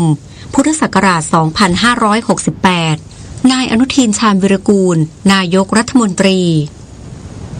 นายกรัฐมนตรีเชิญชวนประชาชนร่วมน้อมรำลึกในพระมหากรุณาธิคุณสมเด็จพระนางเจ้าสิริกิติ์พระบรมราชินีนาถพระบรมราชชนนีพันปีหลวงนายอนุทิน ชาญวีรกูลนายกรัฐมนตรีแถลงการผ่านโทรทัศน์รวมการเฉพาะกิจแห่งประเทศไทยวันนี้เรื่องสมเด็จพระนางเจ้าสิริกิติ์พระบรมราชินีนาถพระบรมราชชนนีพันปีหลวงสวรรคตใจความสำคัญว่าการเสด็จสวรรคตของสมเด็จพระนางเจ้าสิริกิติ์พระบรมราชินีนาถพระบรมราชชนนีพันปีหลวงถือเป็นการสูญเสียแม่ผู้ยิ่งใหญ่ของแผ่นดินไทยทรงเป็นมิ่งขวัญเป็นที่เทิดทูนสักการะของปวงชนชาวไทยทั้งยังทรงเป็นสมเด็จพระบรมราชชนนีของพระมหากษัตริย์ที่สุดแสนประเสริฐเป็นหลักชัยของปวงชนชาวไทยทุกหมู่เหล่าในการนี้รัฐบาลจะดำเนินการจัดงานพระบรมศพอย่างสมพระเกียรติและขอเชิญชวนประชาชนชาวไทยทุกคนร่วมใจแสดงความอาลัยและน้อมรำลึกจิตอันเป็นบุญกุศลถวายเป็นพระราชกุศลแด่สมเด็จพระนางเจ้าสิริกิติ์พระบรมราชินีนาถพระบรมราชชนนีพันปีหลวงพร้อมทั้งใช้พลังความรักความสามัคคีและความจงรักภักดีถวายเป็นกำลังพระทัยแด่พระบาทสมเด็จพระเจ้าอยู่หัวและพระบรมวงศานุวงศ์ทุกพระองค์ในห้วงเวลาแห่งความโศกเศร้านี้โดยพร้อมเพรียงกันนามรัฐบาลและประสบนิกรชาวไทยทุกหมู่เหล่าขอน้อมสำนึกในพระมหากรุณาธิคุณอันหาที่สุดมิได้และขอตั้งจิตอธิษฐานขอทรงเสด็จสมเด็จพระนางเจ้าสิริกิติ์พระบรมราชินีนาถพระบรมราชชนนีพันปีหลวงให้ทรงสถิตสถาพรในทิพยวิมานและขอให้ได้ทรงมีพระมหากรุณาธิคุณปกเกล้าปกกระหม่อมให้ราชอาณาจักรไทยและปวงชนชาวไทยผู้เป็นประสบนิกรของพระองค์ท่านให้มีความผาสุกร่มเย็นภายใต้ร่มพระบารมีแห่งพระบรมราชจักรีวงศ์ดังที่เคยเป็นตลอดมาท้ายที่สุดนี้ในนามของประสบนิกรชาวไทยขอถวายพระพรชัยมงคลแด่องค์พระบาทสมเด็จพระเจ้าอยู่หัวสมเด็จพระนางเจ้าพระบรมราชินีและพระบรมราชจักรีวงศ์ทุกพระองค์ให้ทรงมีพระราชฤทัยที่เข้มแข็งสถิตเป็นมิ่งขวัญ ปกเกล้าปกกระหม่อมอาณาประชาราษฎร์และราชอาณาจักรไทยให้มีความสุขสวัสดิ์สถาพรตลอดกาลนานมหาเถรสมาคมให้คณะสงฆ์ไทยประกอบพิธีบำเพ็ญกุศลเพื่ออุทิศถวายพระราชกุศลแด่สมเด็จพระนางเจ้าสิริกิติ์พระบรมราชินีนาถพระบรมราชชนนีพันปีหลวงนางอุดมพรเอกเอี่ยมผู้อำนวยการสำนักงานพระพุทธศาสนาแห่งชาติเลขาธิการมหาเถรสมาคมได้ลงนามในมติมหาเถรสมาคมให้คณะสงฆ์วัดทุกวัดทั่วราชอาณาจักรและวัดไทยในต่างประเทศดำเนินการจัดโต๊ะหมู่บูชาประดิษฐานพระฉายาลักษณ์หรือพระสาธิสลักษณ์พร้อมตั้งเครื่องราชสักการะพุ่มดอกไม้และแจกันดอกไม้ตามความเหมาะสมภายในพระอุโบสถหรืออุโบสถหรือสถานที่บำเพ็ญกุศลซึ่งสมพระเกียรติภายในวัดและเปิดโอกาสให้ประชาชนได้เข้าถวายบังคมประกอบพิธีบำเพ็ญกุศล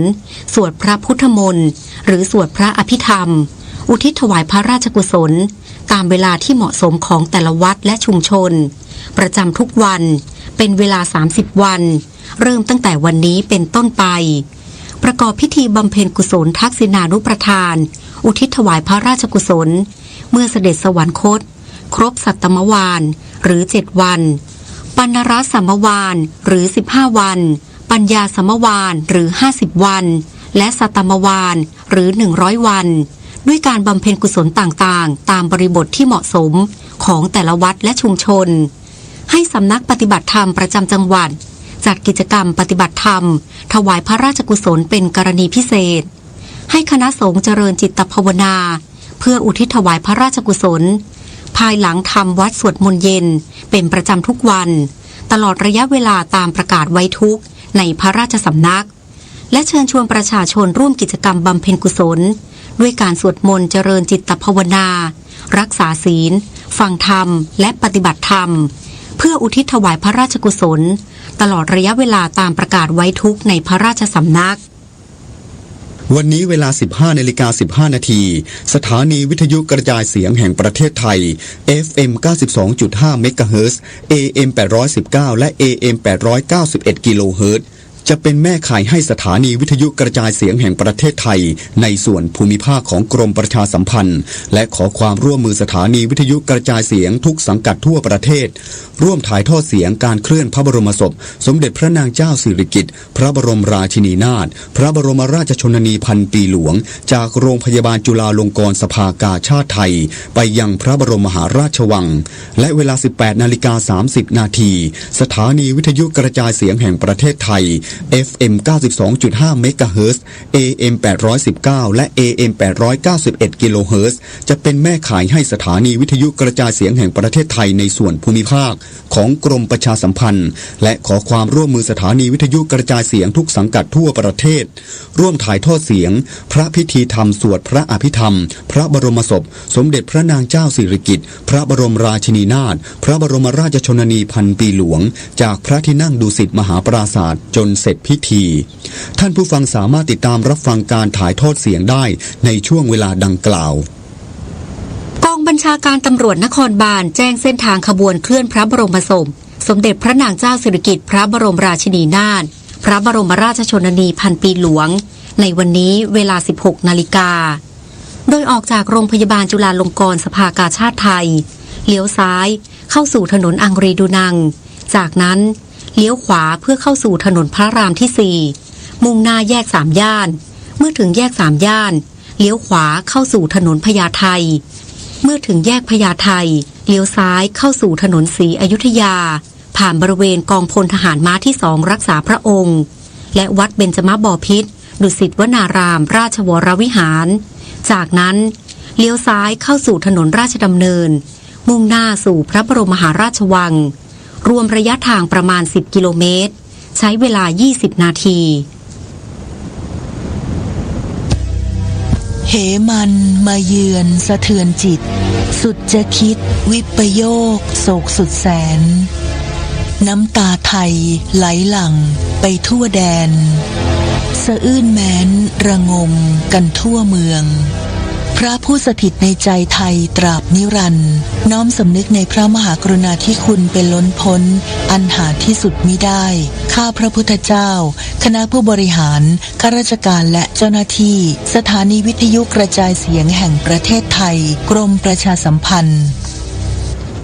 การปฏิบัติราชการนั้นไม่ว่าจะเป็นงานส่วนใดในตำแหน่งหน้าที่ใดก็ล้วนมีผลต่อชาติบ้านเมืองและประชาชนทั้งสิ้นข้าราชการทุกฝ่ายทุกระดับไม่ว่าจะทำการใดจึงต้องคิดให้ดีให้รอบด้านโดยคำนึงถึงผลที่จะเกิดขึ้นทั้งในระยะสั้นระยะยาวเสียก่อนแล้วปฏิบัติงานทุกอย่างให้ถูกต้องเหมาะสมด้วยสติปัญญาความสามารถและใจที่สุจริตเป็นธรรมพระบรมราโชวาทพระบาทสมเด็จพระเจ้าอยู่หัวเนื่องในวันข้าราชการพลเรือน1 เมษายน 2568 7:16 นาทีต่อไปติดตามรับฟังข่าวต่างประเทศครับสำนักข่าวต่างประเทศรายงานโดยอ้างการเปิดเผยของประธานาธิบดีโดนัลด์ทรัมป์ผู้นำสหรัฐเมื่อวันเสาร์ที่ผ่านมาตามเวลาท้องถิ่นที่ระบุว่าเขาจะไม่พบหารือกับประธานาธิบดีวลาดิเมียร์ปูตินผู้นำรัสเซียจนกว่าจะมีการบรรลุข้อตกลงสันติภาพระหว่างรัสเซียกับยูเครนเพื่อยุติความขัดแย้งของทั้งสองฝ่ายที่ยืดเยื้อมานานกว่า3 ปีประธานาธิบดีโดนัลด์ทรัมป์ยังเปิดเผยว่าเขามีความสัมพันธ์ที่ดีกับประธานาธิบดีวลาดิเมียร์ปูตินมาโดยตลอดแต่การที่รัสเซียยังไม่บรรลุข้อตกลงสันติภาพเพื่อยุติสงครามในยูเครนทำให้เขารู้สึกผิดหวังอย่างมากทั้งนี้ความเห็นดังกล่าวมีขึ้นหลังรัฐบาลสหรัฐดำเนินมาตรการคว่ำบาตรบริษัทน้ำมันรายใหญ่ของรัสเซียได้แก่รอสเนฟและลุยออยล์เมื่อวันที่22 ตุลาคมที่ผ่านมาเนื่องจากบริษัทเหล่านี้เป็นแหล่งเงินทุนในการทำสงครามของรัฐบาลรัสเซียโฆษกกระทรวงการคลังสหรัฐออกแถลงการที่ระบุว่าการเจรจาการค้ารอบใหม่ระหว่างคณะผู้แทนของทางการสหรัฐที่นำโดยนายสกอตต์ เบสเซนรัฐมนตรีว่าการกระทรวงการคลังสหรัฐและคณะผู้แทนของทางการจีนที่นำโดยรองนายกรัฐมนตรีเหอหลีเฟิงนอกรอบการประชุมสุดยอดสมาคมประชาชาติแห่งเอเชียตะวันออกเฉียงใต้หรืออาเซียนที่กรุงกัวลาลัมเปอร์เมืองหลวงของมาเลเซียเมื่อวันที่25 ตุลาคมที่ผ่านมาเป็นไปอย่างสร้างสรรค์โดยทั้งสองฝ่ายจะกลับมาเจรจากันอีกครั้งในช่วงเช้าของวันนี้อย่างไรก็ตามโฆษกกระทรวงการคลังสหรัฐไม่ได้ระบุรายละเอียดเพิ่มเติมเกี่ยวกับประเด็นนี้ทั้งนี้สหรัฐและจีนกำลังพยายามหลีกเลี่ยงความขัดแย้งทางการค้าของทั้งสองประเทศที่ทวีความตึงเครียดขึ้นโดยประธานาธิบดีโดนัลด์ทรัมป์ผู้นำสหรัฐจะพบหารือกับประธานาธิบดีสีจิ้นผิงผู้นำจีนที่เกาหลีใต้ในวันที่30 ตุลาคมนี้ต่อไปรับฟังข่าวกีฬาค่ะนายอัฐกร ศิริรัตยากรรัฐมนตรีว่าการกระทรวงการท่องเที่ยวและกีฬาเปิดเผยว่าภายหลังสำนักพระราชวังมีประกาศเรื่องสมเด็จพระนางเจ้าสิริกิติ์พระบรมราชินีนาถพระบรมราชชนนีพันปีหลวงเสด็จสวรรคตเหตุการณ์ครั้งนี้นับเป็นความสูญเสียครั้งใหญ่ของปวงชนชาวไทยและย่อมส่งผลกระทบต่อจิตใจของประชาชนรวมทั้งนักกีฬาไทยเป็นอย่างมากอย่างไรก็ตามการจัดการแข่งขันกีฬาซีเกมซึ่งมีกำหนดขึ้นในเดือนธันวาคมนี้ยังคงต้องดำเนินการต่อไปให้ได้ตามมาตรฐานที่กำหนดไว้ทั้งนี้จากมติคณะรัฐมนตรีที่มีมติให้ลดและงดกิจกรรมรื่นเริงในช่วงนี้กระทรวงการท่องเที่ยวและกีฬาจะดำเนินการปรับรูปแบบพิธีเปิดและพิธีปิดการแข่งขันกีฬาซีเกมให้มีความเหมาะสมมากยิ่งขึ้น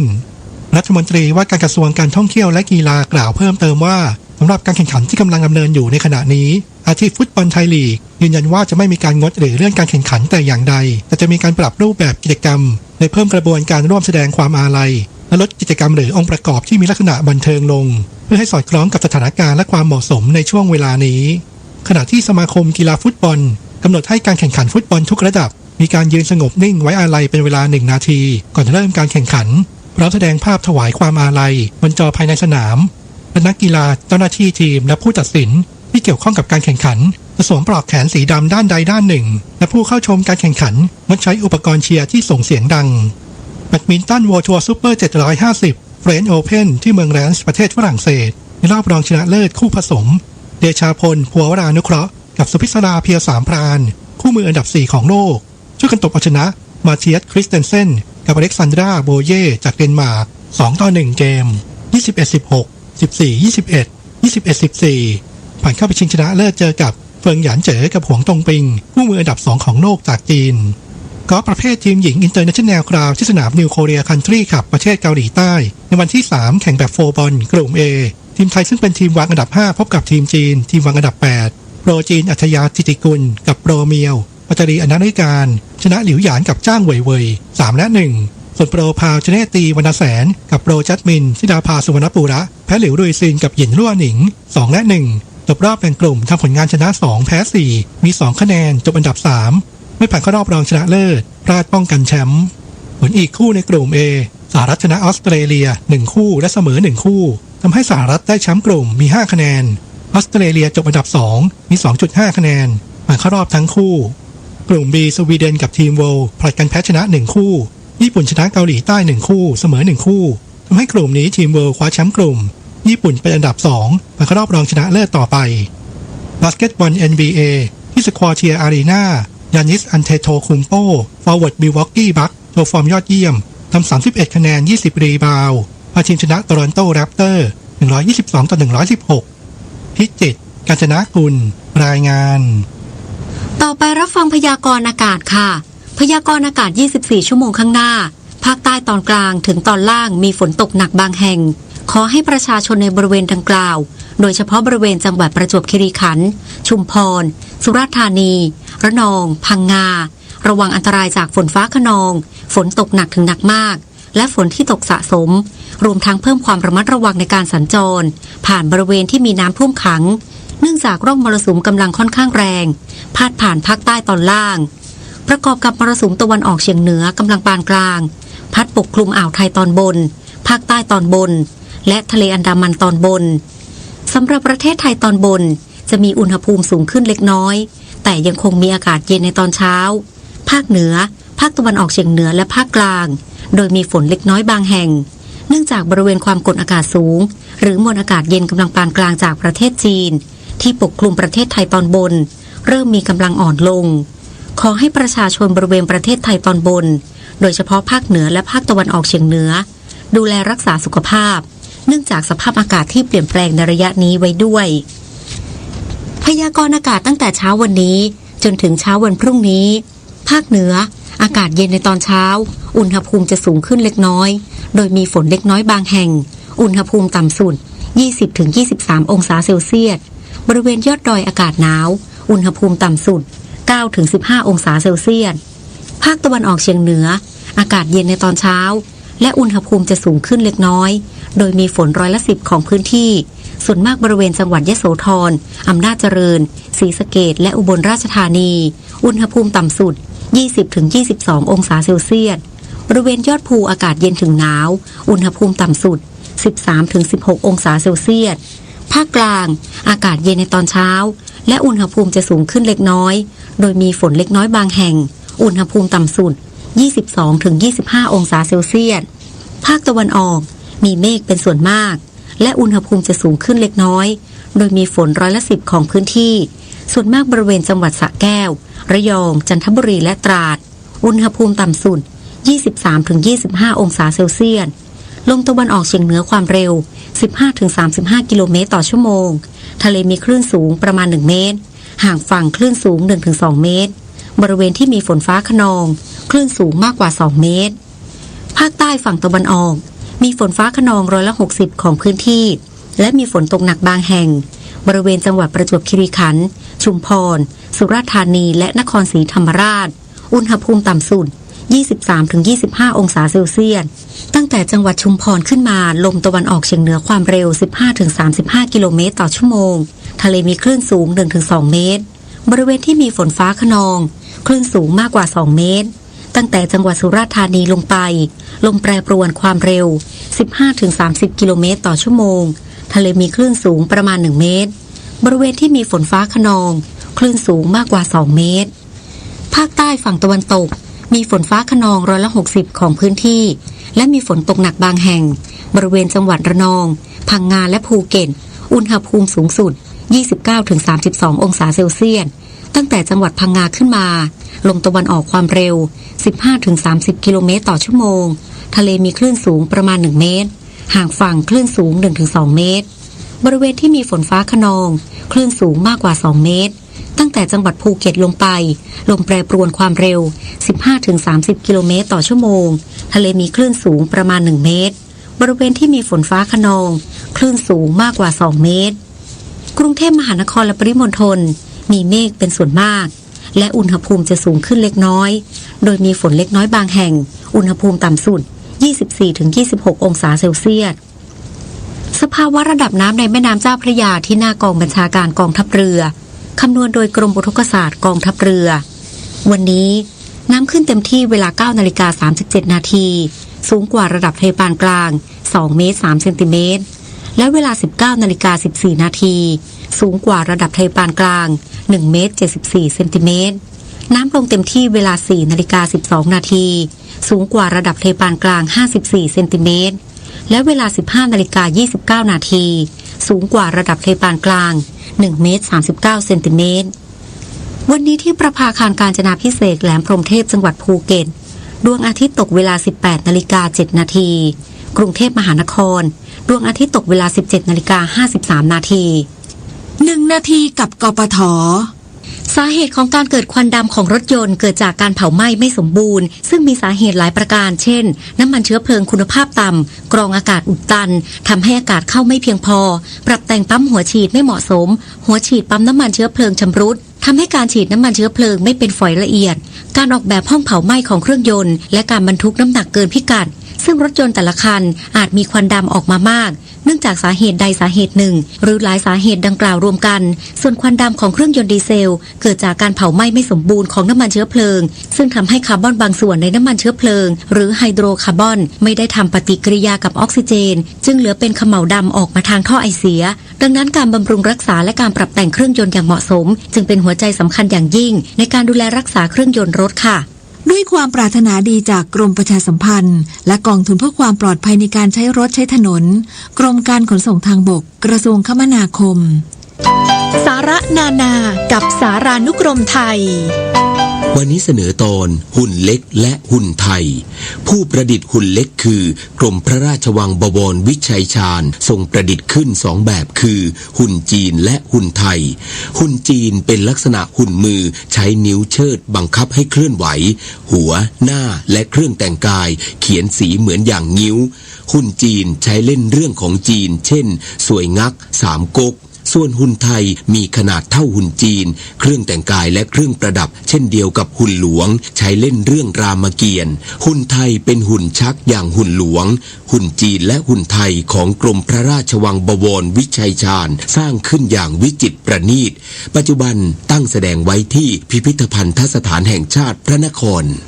ติดตามเพิ่มเติมและฟังย้อนหลังได้ที่ Facebook, YouTube, Line และ Instagram @ สารานุกรมไทยและ www.saranukromthai.or.th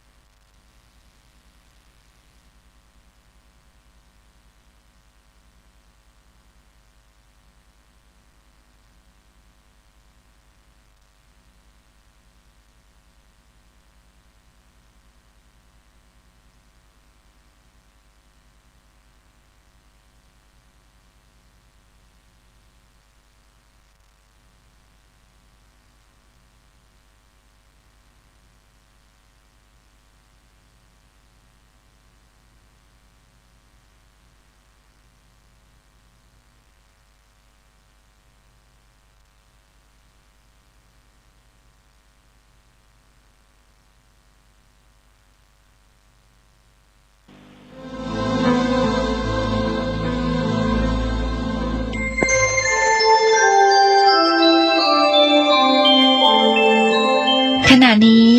ท่านกำลังฟังสถานีวิทยุกระจายเสียง FM 104.5 เมกะเฮิรตซ์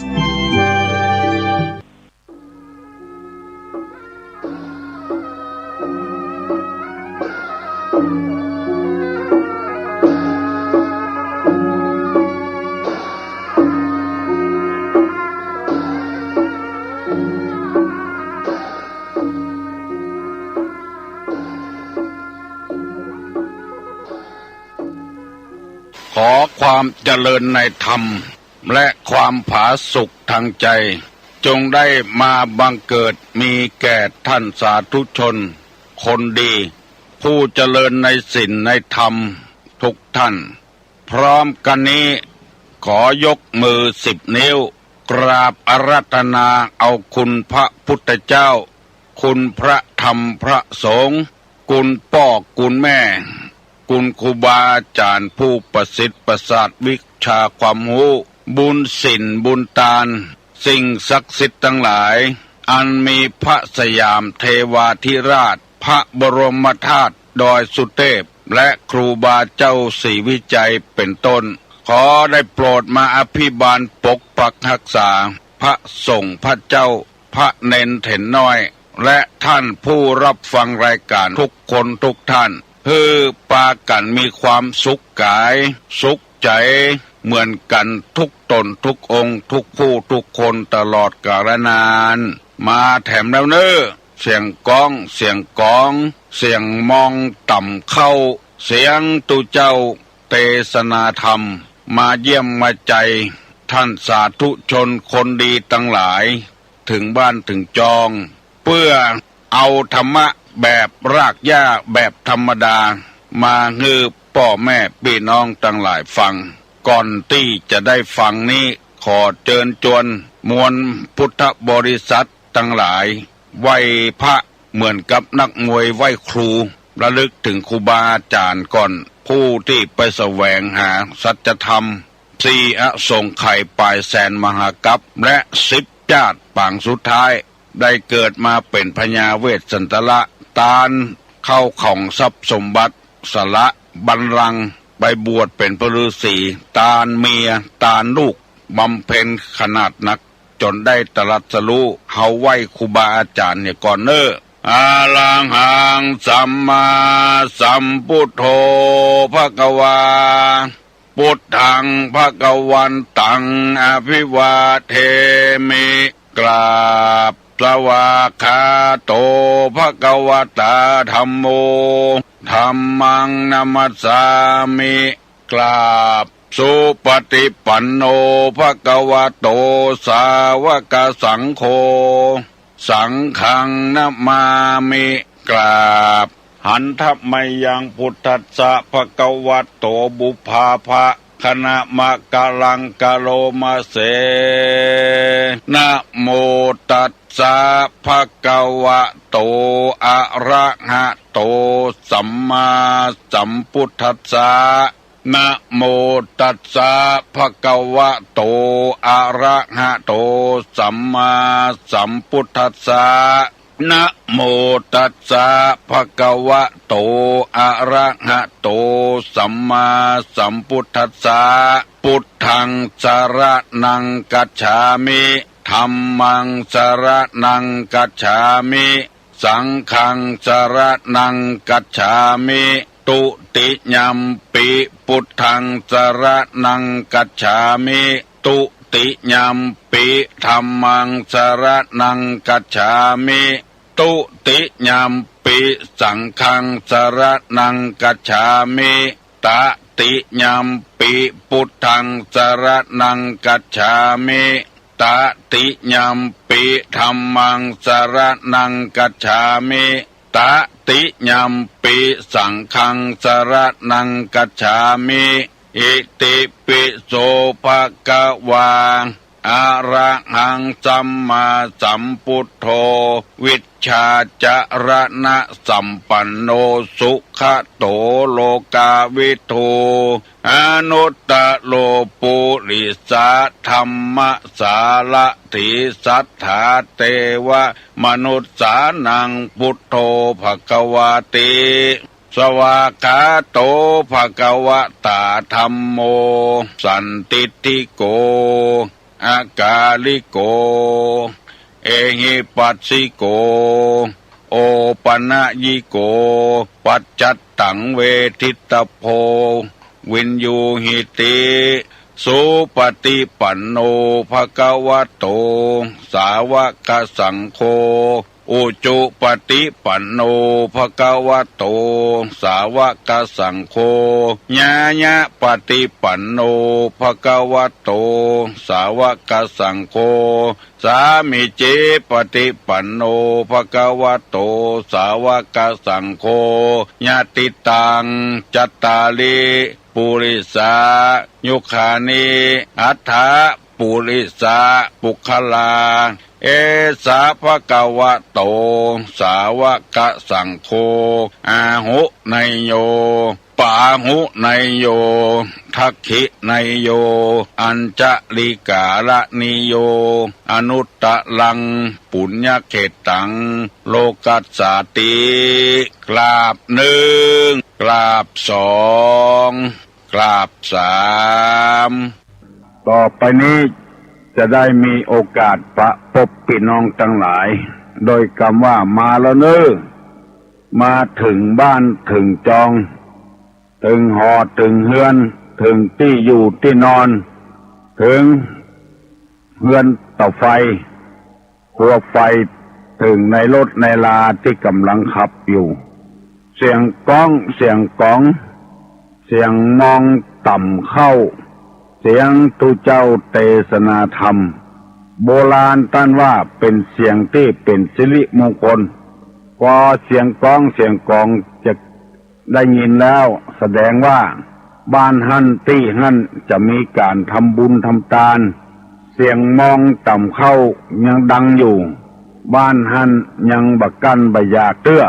ยังมีข้าวกินอยู่มีข้าวมาต่ำอยู่เสียงตุเจ้าเทศนาธรรมบ้านเมืองสงบเรียบร้อยบ่หวั่นวิตกอย่างพระสงฆ์พระเจ้ายังมีโอกาสเผยแพร่น้ำธรรมคำสอนอยู่วันนี้จะเอากรรมบักเก่าเพิ่นเล่าไว้มาเสนอให้ท่านผู้ฟังทั้งหลายได้รับฟังแล้วจะได้อธิบายในหัวข้อนั้นโบราณเพิ่นว่าน้ำเต็มบอกซุกซอกบดังฟังทำกรรมเนอน้ำเต็มบอกซุกซอกบดังในสมัยก่อนนั้นมันมีกระติกน้ำอย่างบะเดียวกระติกน้ำมันมีขวดเดียวบะเดียวถ้าจะไปที่ไหนมาที่ไหนก็เอาบอกไม้แล้วเจาะเป็นหูเอาน้ำเขาใส่ล้างสะอาดแล้วเอาน้ำเขาใส่ไว้เอาฝาเขาปิดไว้ไปแพะไปป่าก็เอาบอกน้ำไปตัวไปก้าไปขายนั่งล้อขี่ล้ออยู่ก็เอาบอกเพิ่นห้องบอกคอกเอาห้อยเฮือนล้อไปเพราะว่ามันมีขวดบ่มีกระติกน้ำเหมือนสมัยนี้แล้วก็ซุกซอกนี่หมายถึงเขย่าคนไทยคนภาคกลางเรียกว่าเขย่าคนตั้งเหนือเขาว่าซุกซอกน้ำถ้ามันเต็มบอกแล้วซุกซอกมันบ่มีเสียงดังถ้าบ่มีน้ำแต่ก็บ่มีเสียงดังอันหมอกเกิงหมอกกลางหมอกหามะเนี่ยซุกซอกดังช่องเสียงดังฟังชัดตัวเปิ้นอุปมาเปรียบเทียบกับคนเฮาว่าคนถ้ามีความรู้แต่ไปทำอย่างที่กรรมเสนอไปเมื่อตะวาว่าดาบคมอยู่ในฝักคนล็อกอยู่ในใจบดดังอย่างเต็มแต่ก็บดดังบ่มีสักเม็ดก็บดดังอันหมอกเกิงหมอกกลางเนี่ยนั่นน่ะแก่พ่องดังทุกชอกอุปมาเปรียบเทียบกับคนเฮาถ้ามีสตางค์แต่ก็ไปทำอย่างผู้ดีจ่าดีม่วนอกม่วนใจเข้าหูคนมันมีแต่ก็บอกอู้คมคู่ไผอู้เข้าหูคนมอกมีพ่องบ่มีพ่องนี่นักแก่นึอวดตัวอวดหมู่อวดคณะอวดลูกตัวเก่าอวดอย่างสะปะสะเปิ้นคือคนอื่นฟังบางทีคนรับฟังในบ่ฮู้จะหลีกเลี่ยงไปใดตั้งใดเพราะว่าจัดรำคาญอดฟังเนี่ยหมอแต่เปิ้นก็บอกว่าจะได้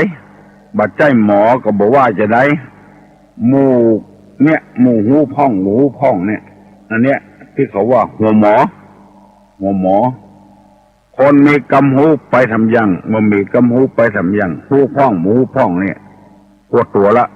มีเงินแต่ก็บ่เป็นหยังบ่มีแต่ก็บ่เป็นหยังมีพ่องบ่มีพ่องเนี่ยหมอกลุงลังหมอกหายหมอกขาดอันนี้ฝากฝังกับพี่น้องทั้งหลายไว้เพื่อให้ค คนฟังนั้นได้เข้าใจว่าที่เฮาอู้อย่างออกไปว่าอย่างออกไปนั้นคนอื่นเพิ่นหูหรือเฮาก่อนเพิ่นลวกหรือเฮาก่อนเพิ่นมีเงินหรือเฮาก่อนเพิ่นถึงบัดดิ้นบัดโลนในอย่างเหมือนเฮานี่เที่ยวประกาศคนนั้นน้อยคนนี้น้อยลองสังเกตพระสงฆ์พระเจ้าที่มีความรู้จบประโยคเก้าเป็นด็อกเตอร์เป็นปริญญาบ่โม้บ่ลมหยังสักอย่างฟังได้กูยังบักคัดบักค้านอันหมอบ่งูได้แต่ก็บักกล้าอู้กล้าจ่าคัดค้านไผดักฟังเพิ่นหั่นอันหูพ่องบ่งูพ่องนี่กึ่งกล้ากึ่งกลัวนี่นักแก่พ่องเหมือนกับน้ำบัดเต็มบอกซุกซอกมีเสียงดังน้ำทัดเต็มบอกซุกซอกบดังอุปมาฉันใดก็ฉันนั้นเพื่อให้คนฟังได้สำนึกตัวว่าเพิ่นลวกนะเฮามีนักหนี้ก่อนบ่ฮึกล้าอู้อันอย่างออกไปเพื่อมันผิดพลาดบ่มีแต่ก็ไปทำอย่างเพื่อเฮาจะไม่ได้เผลออกเผลอใจเผลอปากพังพลาดไปในกรรมที่ว่าอู้ฮึเปิ้นฮักยากนักจักหวังอู้ฮึเปิ้นจังกรรมเดียวก็ได้วันนี้ได้นำมาเสนอเรื่องน้ำเต็มบอกซุกซอกบดังต่อไปนี้จะได้นำเอาธรรมะเกี่ยวกับท่านผู้เป็นผู้หลักผู้ใหญ่ในบ้านในตำบลในอำเภอและในครอบครัวของตัวเองเมื่อเราถูกสถาปนาว่าเป็นหัวหน้าคนอย่างในบ้านหลังหนึ่งก็มีพ่อเป็นหัวหน้าพ่อบ่มีแล้วก็แม่เป็นหัวหน้าสืบกันไปหัวหน้าคนจะต้องมีคุณธรรมบ่มีคุณธรรมนี่ปาหมู่ปาพวกล้มเหลวดังที่ตุลุงนำมาเสนอแล้ว2-3 วันแล้วว่าจริยธรรมของผู้ปกครองบ้านปกครองเมืองบัดใจว่าเป็นแล้วก็แล้วไปเป็นแก่เป็นแคว้นเป็นอบต.เป็นนายกเป็นปลัดเป็นประธานเป็นอย่างต่างๆมันเนี่ยต้องมีจริยธรรมและคุณธรรมจริยธรรมของผู้ปกครองหมู่บ้านมีอยู่4 อย่างได้อธิบายไปแล้ว2 อย่างแล้วคือทานกับปิยวาจาทานแปลว่าการเสียสละการให้แบ่งปันปิยวาจานี่คือเจรจาอ่อนหวาน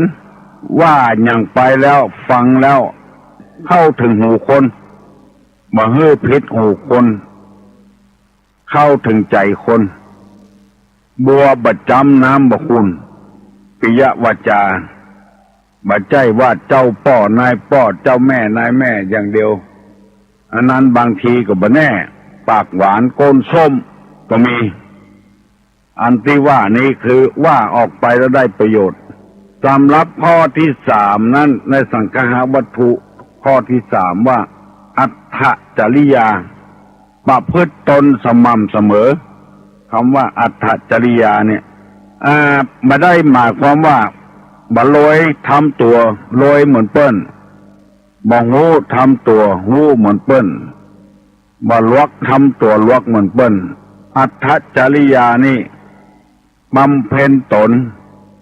ให้เป็นประโยชน์อัตถจริยานะไม่ให้เสมอไม่ใช่อัตถจริยา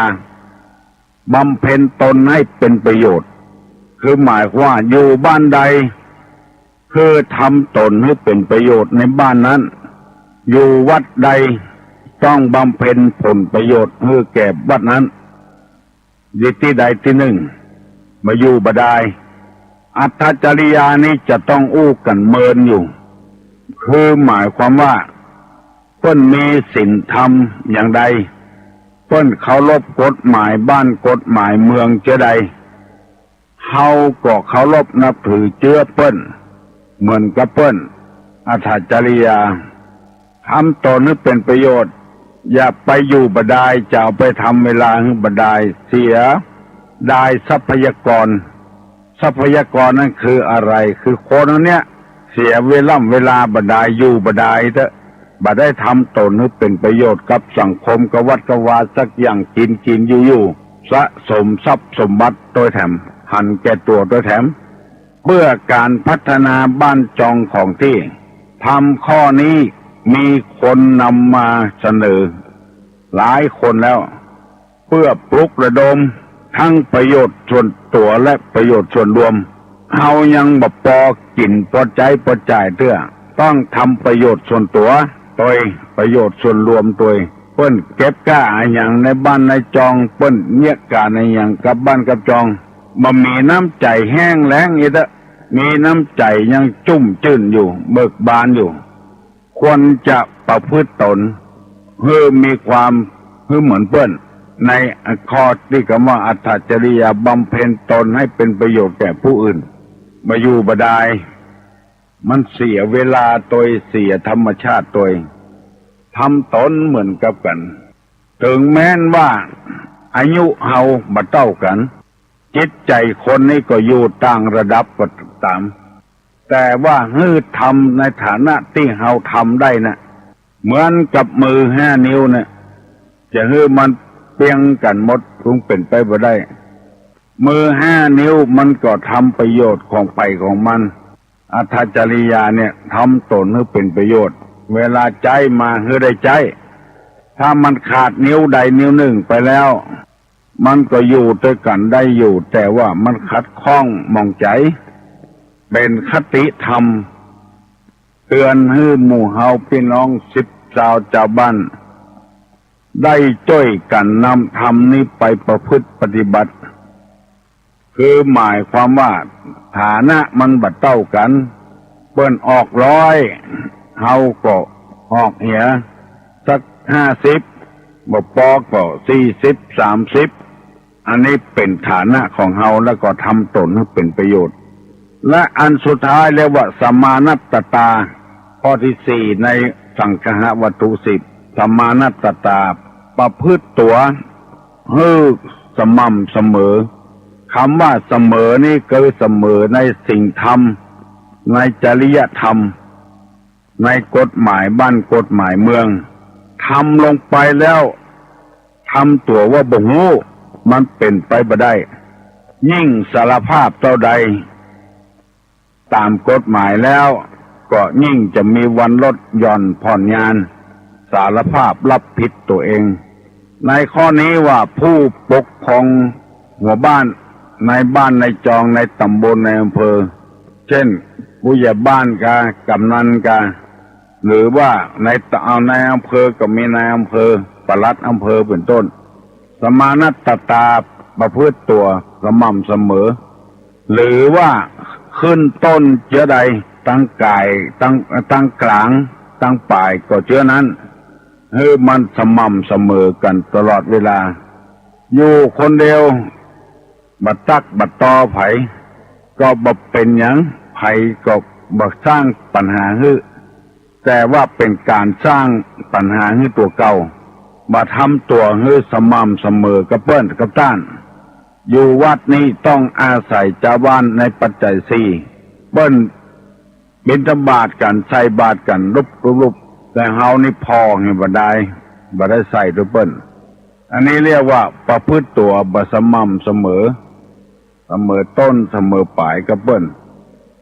วิชาที่ควรเรียนก็บ่เรียนไปเรียนวิชาที่เหมือนเปิ้นเหมือนต้านถ้าเฮานำมาเสนอให้พี่น้องทั้งหลายฟังนี่จะได้รู้ตัวว่าเป็นจะได้เจ้าบ้านเจ้าจองจึงบ่ให้ถูกไม่ลงกับเฮาหมอนั้นก็จังหมอนี้ก็จังเพราะเหตุเฮาขาดคุณธรรมบ่ทำตัวให้เป็นประโยชน์ยังบ่พอเกะกะละลานเหมือนกับน้ำบ่เต็มบอกเวลาไปประชุมสะปะสะปืนมีปัญหาบางคนเป้าหมายหัวไว้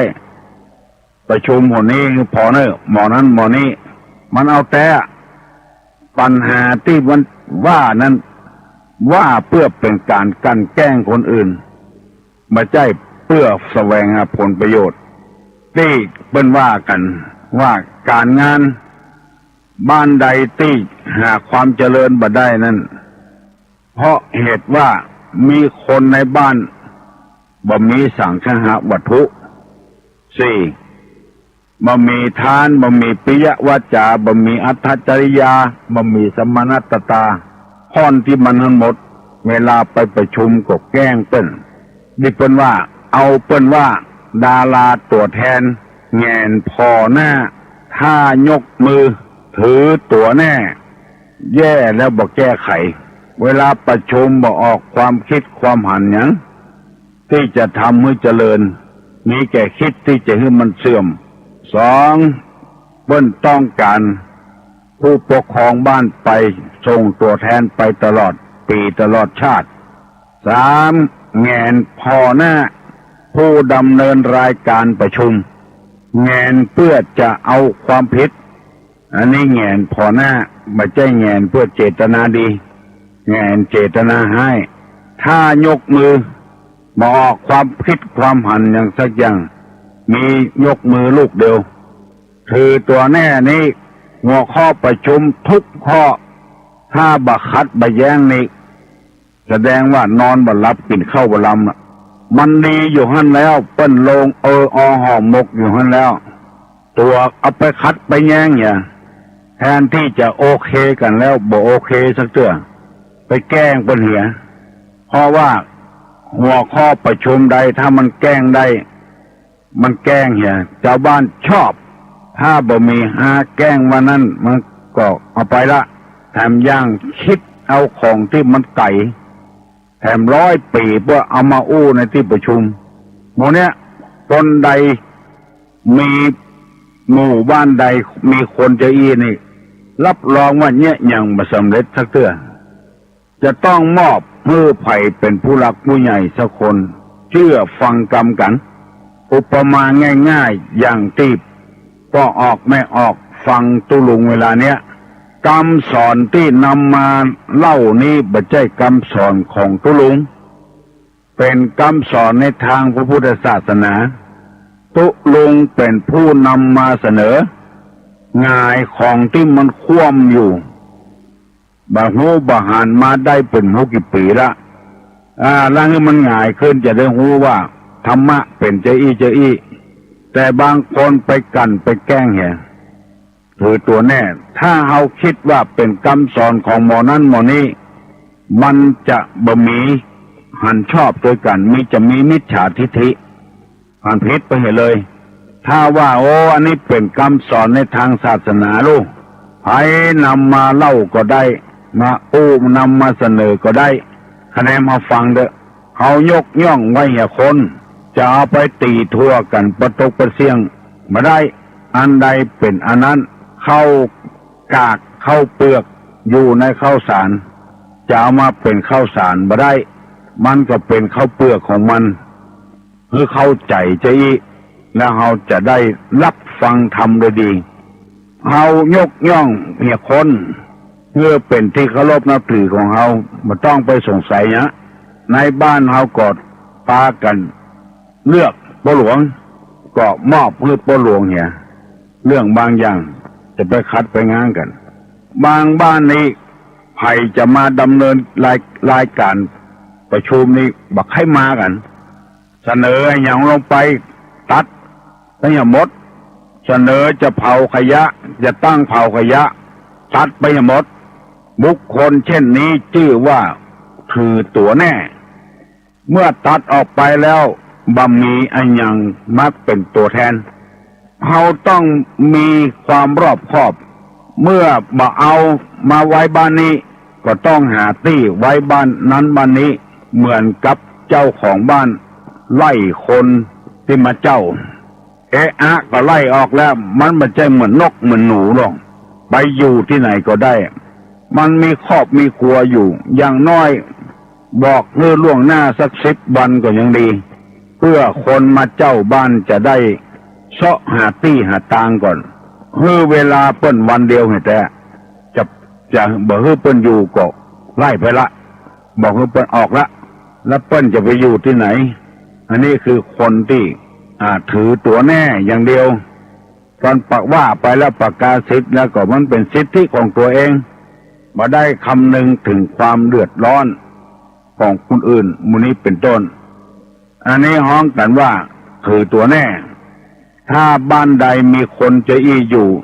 การประชุมการพัฒนาบ่ออกสะปะสะปืนจะแย่ไอ้อย่างบ่ลงเอ่ยกัน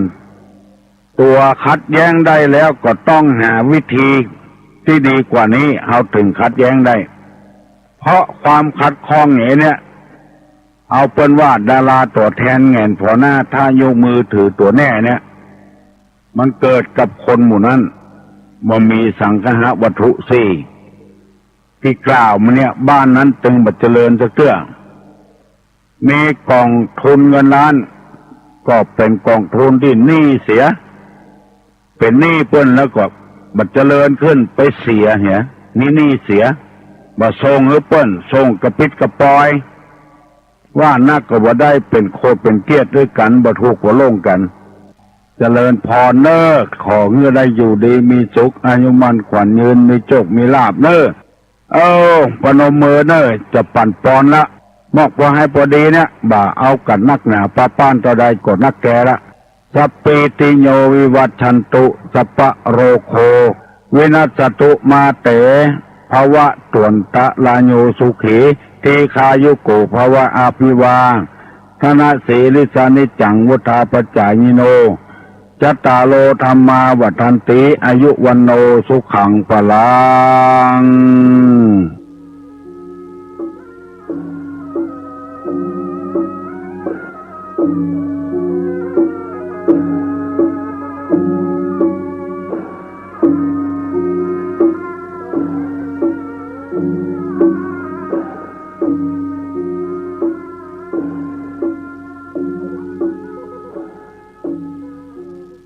กฐินทานคือสังฆทานบุญทานยิ่งใหญ่1 เดือนท่านกำหนดไว้นับตั้งแต่วันออกพรรษาถึงขึ้น15 ค่ำเดือน12สิ้นสุดเวลาเป็นการละทานล้ำค่าสืบทอดนานมาแต่ครั้งพุทธกาลขอเชิญชาวพุทธร่วมใจกันทำบุญทอดกฐินบำรุงพระสงฆ์ผู้ทรงศีลทำรงพุทธศาสนายืนนานล้อมรวมศรัทธาเพิ่มพูนกุศลบุญทานต่อยอดประเพณียาวนานทอดกฐินทานตามกาลเวลาสร้างมนุษย์สมบัติสวรรค์สมบัตินิพพานสมบัติเพิ่มพูนศรัทธาปัญญาขจัดความตระหนี่ห่างไกลชีวาสร้างเหตุความร่ำรวยด้วยกฐินทานล้ำค่าสร้างเหตุปัจจัยด้วยศรัทธาด้วยปัญญารู้เห็นทำตามจริงขอเชิญสาธุชนสร้างบุญกุศลยิ่งใหญ่ร่วมทอดกฐินด้วยใจสร้างหลักชัยชีวิตไว้พึ่งพิงผ่านศีลภาวนาทำให้ครบถ้วนเกิดสุขแท้จริงเพิ่มบุญกุศลสูงยิ่งบุญทอดกฐิน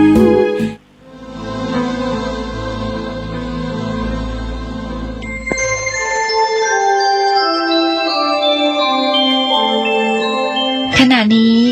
ท่านกำลังฟังสถานีวิทยุกระจายเสียง FM 104.5 เมกะเฮิรตซ์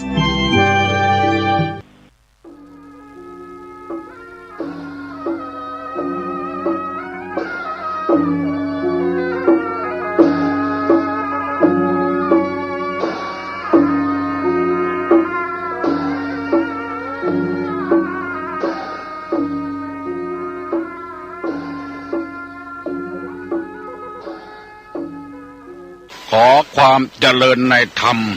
และความผาสุกทางใจจงได้มาบังเกิดมีแก่ท่านสาธุชนคนดีผู้เจริญในศีลในธรรมทุกท่านพร้อมกันนี้ขอยกมือ10 นิ้ว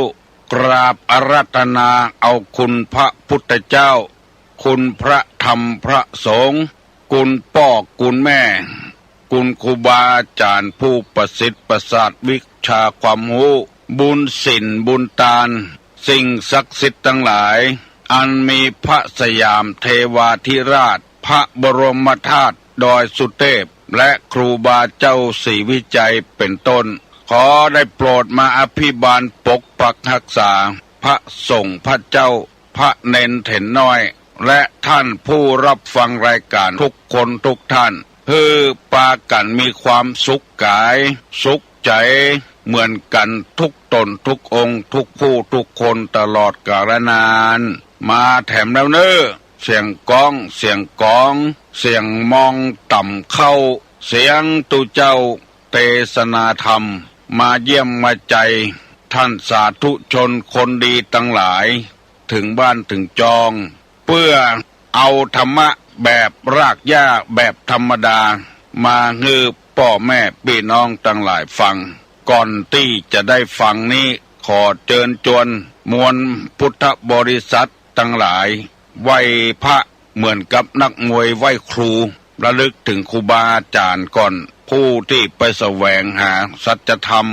สี่อสงไขยปลายแสนมหากัปและ10 ชาติปางสุดท้ายได้เกิดมาเป็นพญาเวสสันตละตาล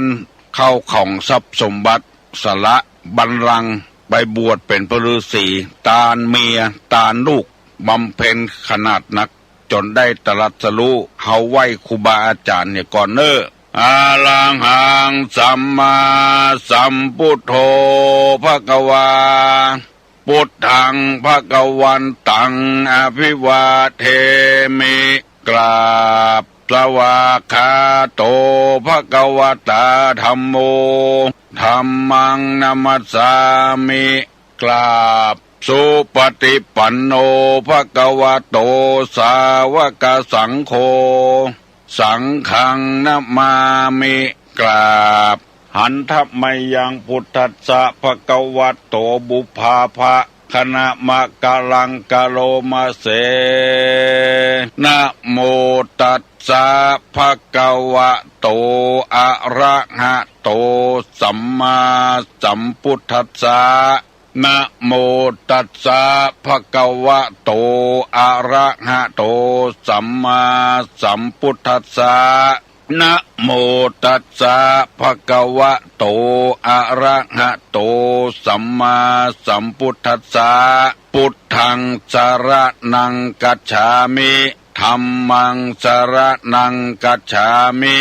สังฆังสรณังกัจฉามิตุติยัมปิพุทธังสรณังกัจฉามิตุติยัมปิธัมมังสรณังกัจฉามิตุติยัมปิสังฆังสรณังกัจฉามิตติยัมปิพุทธังสรณังกัจฉามิตติยัมปิธัมมังสรณังกัจฉามิตติยัมปิสังฆังสรณังกัจฉามิอิติปิโสภะคะวาอะระหังสัมมาสัมพุทโธวิชชาจรณะสัมปันโนสุขโตโลกาวิทูอนุตตโลปุริสาธัมมสาละถิสัทธาเตวะมนุสสานังพุทโธภควาติสวากขาโต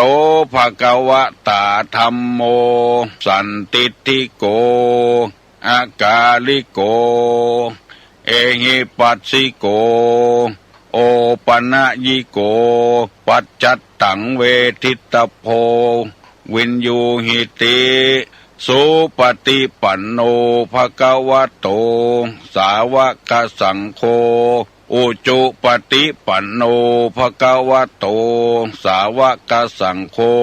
ญาญะปฏิปันโนภควโตสาวกสังโฆ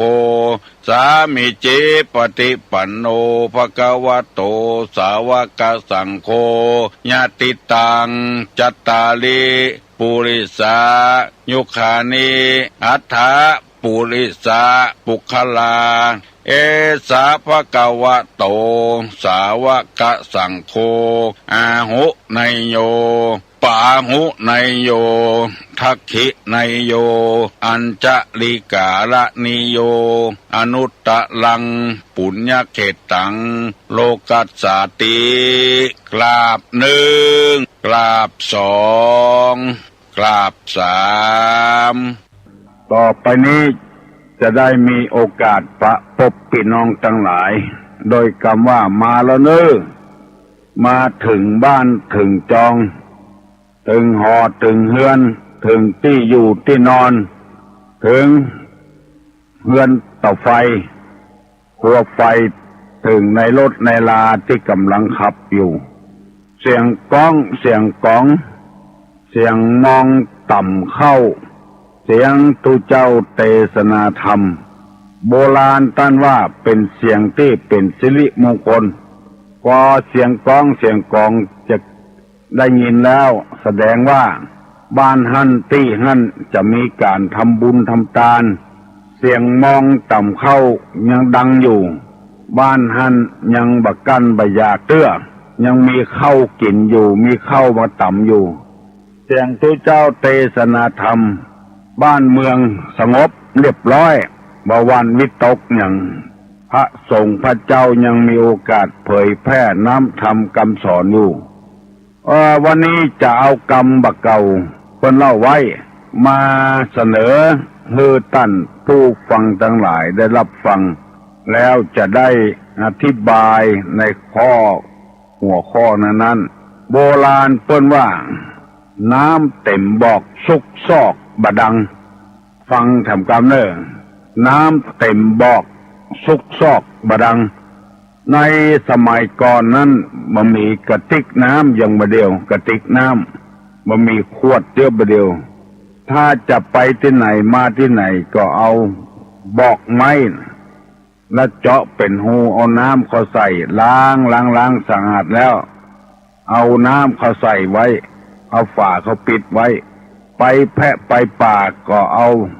บอกน้ำไปตัวไปกาไปขายนั่งล้อขี่ล้ออยู่ก็เอาบอกเพิ่นห้องบอกคอก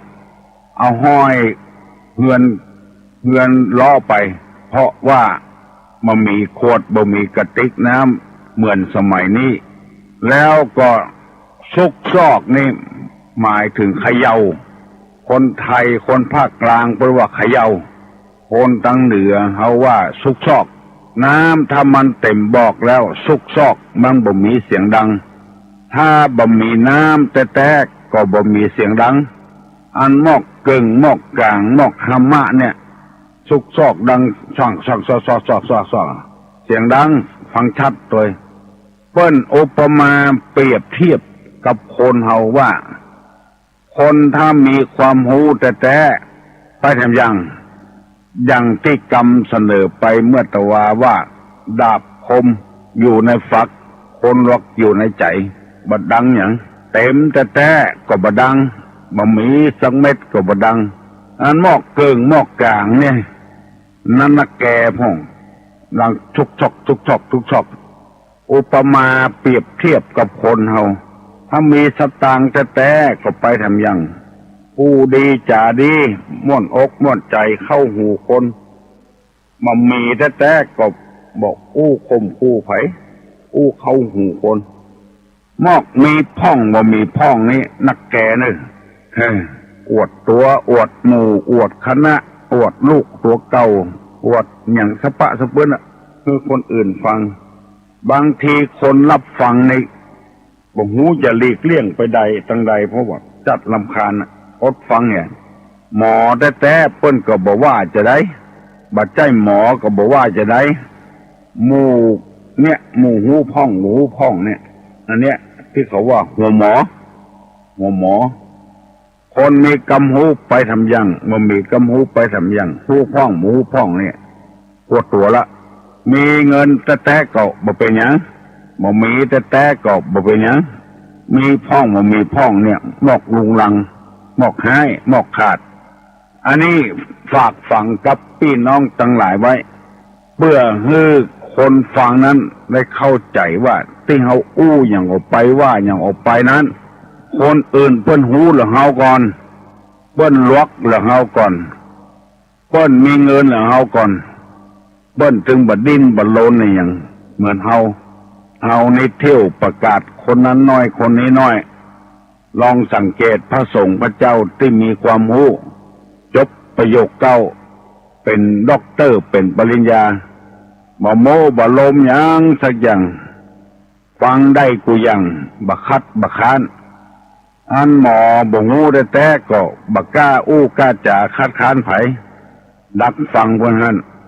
อันหูพ่องบ่งูพ่องนี่กึ่งกล้ากึ่งกลัวนี่นักแก่พ่องเหมือนกับน้ำบัดเต็มบอกซุกซอกมีเสียงดังน้ำทัดเต็มบอกซุกซอกบดังอุปมาฉันใดก็ฉันนั้นเพื่อให้คนฟังได้สำนึกตัวว่าเพิ่นลวกนะเฮามีนักหนึ่งนี้ก่อนบ่ฮึกล้าอู้อันอย่างออกไปเพื่อมันผิดพลาดบ่มีแต่ก็ไปทำอย่างเพื่อเฮาจะไม่ได้เผลออกเผลอใจเผลอปากพังพลาดไปในกรรมที่ว่าอู้ฮึเปิ้นฮักยากนักจักหวังอู้ฮึเปิ้นจังกรรมเดียวก็ได้วันนี้ได้นำมาเสนอเรื่องน้ำเต็มบอกซุกซอกบดังต่อไปนี้จะได้นำเอาธรรมะเกี่ยวกับท่านผู้เป็นผู้หลักผู้ใหญ่ในบ้านในตำบลในอำเภอและในครอบครัวของตัวเองเมื่อเราถูกสถาปนาว่าเป็นหัวหน้าคนอย่างในบ้านหลังหนึ่งก็มีพ่อเป็นหัวหน้าพ่อบ่มีแล้วก็แม่เป็นหัวหน้าสืบกันไปหัวหน้าคนจะต้องมีคุณธรรมบ่มีคุณธรรมนี่ปาหมู่ปาพวกล้มเหลวดังที่ตู้ลุงนำมาเสนอแล้ว2-3 วันแล้วว่าจริยธรรมของผู้ปกครองบ้านปกครองเมืองบัดใจว่าเป็นแล้วก็แล้วไปเป็นแก่เป็นแคว้น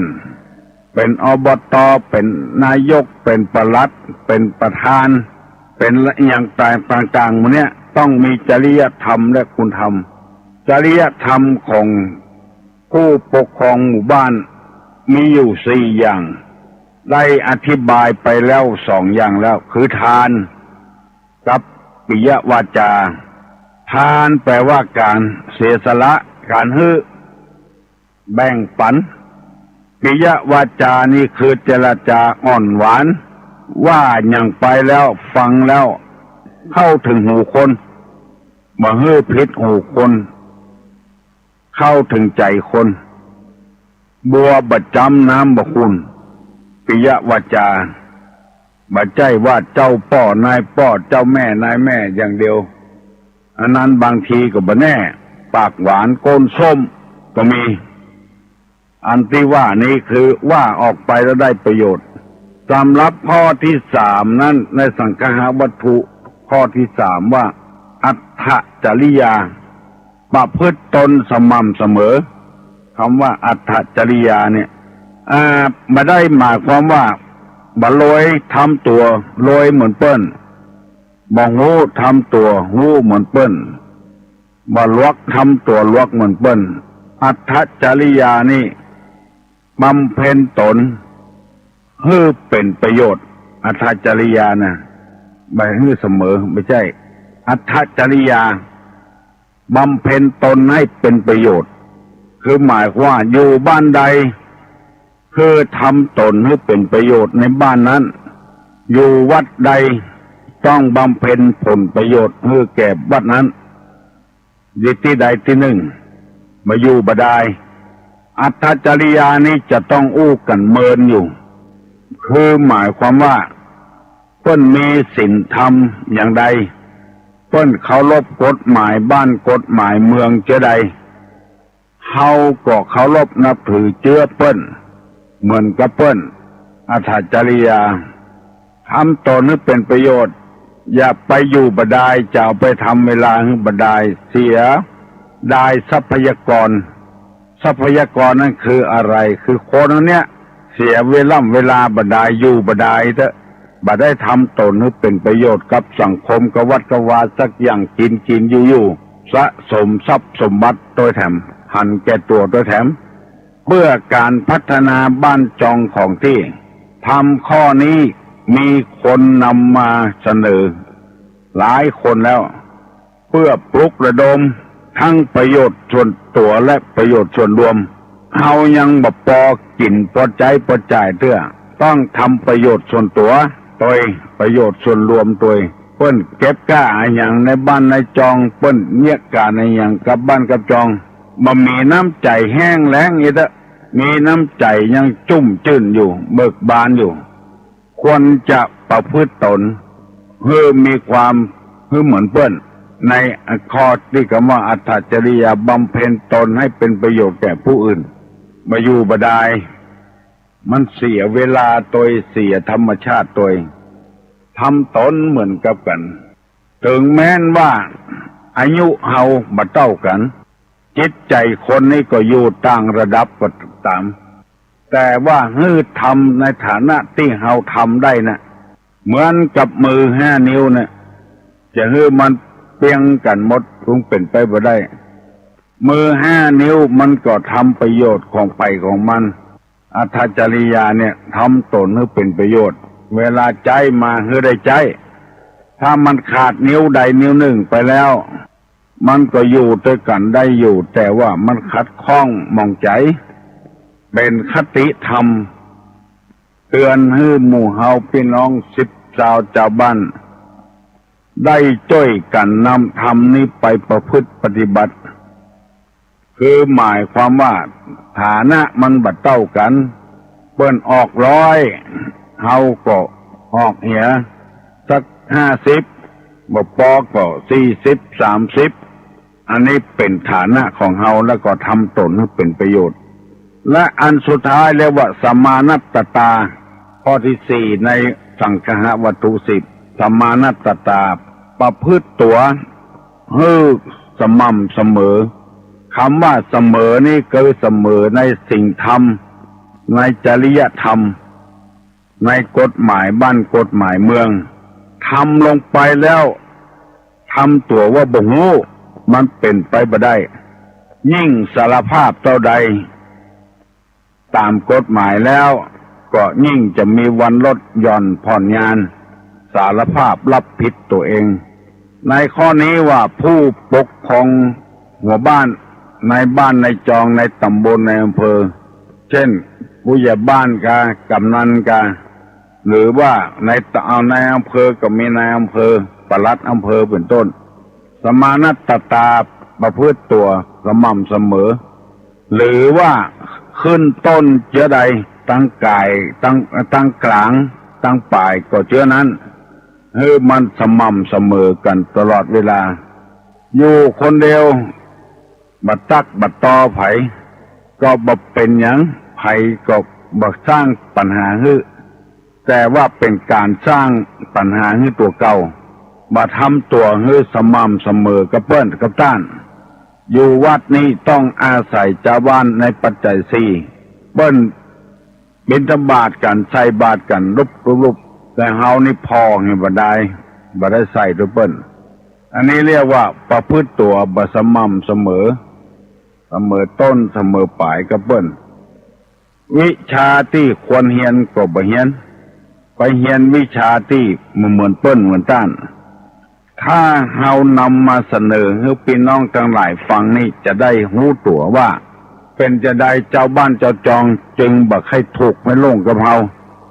หมอนั้นก็จังหมอนี้ก็จังเพราะเหตุเฮาขาดคุณธรรมบ่ทำตัวให้เป็นประโยชน์ยังบ่พอเกะกะละลานเหมือนกับน้ำบ่เต็มบอกเวลาไปประชุมสปะสปืนมีปัญหาบางคนเป้าหมายหัวไว้ประชุมหัวนี้พอเนอะหมอนั้นหมอนี้มันเอาแต่ปัญหาที่มันว่านั้น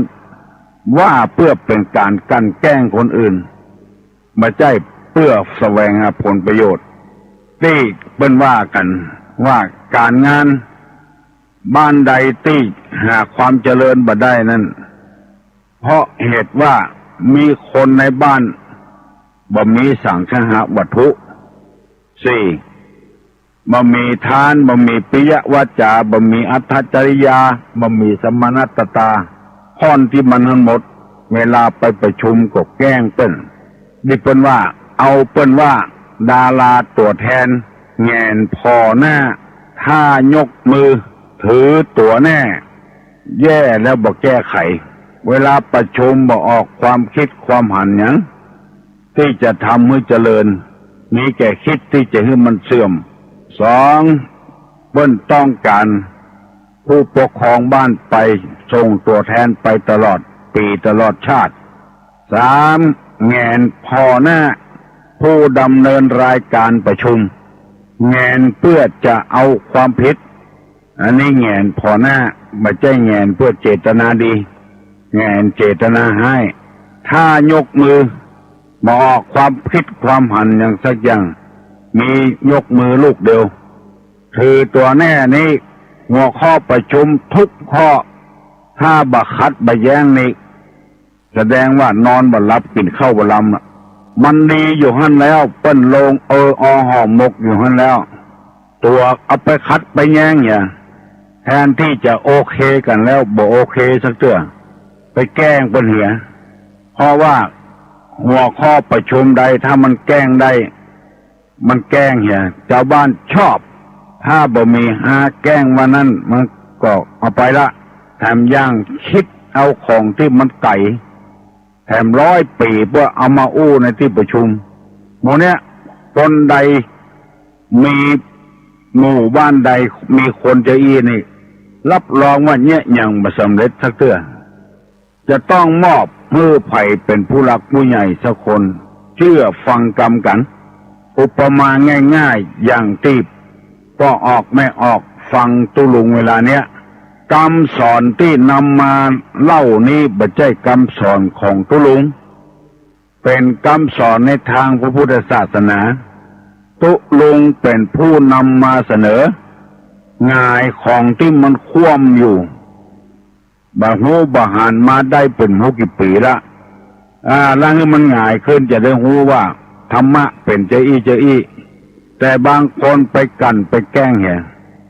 ถือตัวแน่ถ้าเอาคิดว่าเป็นคำสอนของหมอนั้นหมอนี้มันจะบ่มีหันชอบด้วยกันจะมีมิจฉาทิฐิหันผิดไปเห็นเลยถ้าว่าอันนี้เป็นคำสอนในทางศาสนาลูกให้นำมาเล่าก็ได้มานำมาเสนอก็ได้คะแนนมาฟังเด้อเขายกย่องไว้อย่าคนจะเอาไปตีทั่วกันประตกประเสียงมาได้อันใดเป็นอันนั้นเข้ากากเข้าเปลือกอยู่ในข้าวสารจะเอามาเป็นข้าวสารมาได้มันก็เป็นข้าวเปลือกของมันคือเข้าใจจะอีแล้วเราจะได้รับฟังธรรมโดยดีเรายกย่องเหี่ยคนเพื่อเป็นที่เคารพนับถือของเราไม่ต้องไปสงสัยนะในบ้านเรากอดปากันเลือกพ่อหลวงก็มอบเพื่อพ่อหลวงเหี่ยเรื่องบางอย่างจะไปคัดไปง้างกันบางบ้านนี้ใครจะมาดำเนินรายการประชุมนี้บักให้มากันเสนออย่างลงไปตัดทั้งหมดเสนอจะเผาขยะจะตั้งเผาขยะตัดไปหมดบุคคลเช่นนี้ชื่อว่าคือตัวแน่เมื่อตัดออกไปแล้วบ่มีอันยังมักเป็นตัวแทนเราต้องมีความรอบคอบเมื่อบ่เอามาไว้บ้านนี้ก็ต้องหาที่ไว้บ้านนั้นบ้านนี้เหมือนกับเจ้าของบ้านไล่คนที่มาเจ้าก็ไล่ออกแล้วมันไม่ใช่เหมือนนกเหมือนหนูหรอกไปอยู่ที่ไหนก็ได้มันมีครอบมีครัวอยู่อย่างน้อยบอกเมื่อล่วงหน้าสัก10 วันก็ยังดีเพื่อคนมาเจ้าบ้านจะได้เสาะหาตี้หาตางก่อนเวลาเปิ้นวันเดียวให้แต่จะบอกเปิ้นอยู่ก็ไล่ไปละบอกเปิ้นออกละแล้วเปิ้นจะไปอยู่ที่ไหนอันนี้คือคนที่ถือตัวแน่อย่างเดียวตอนปักว่าไปแล้วประกาศสิทธิ์แล้วก็มันเป็นสิทธิของตัวเอง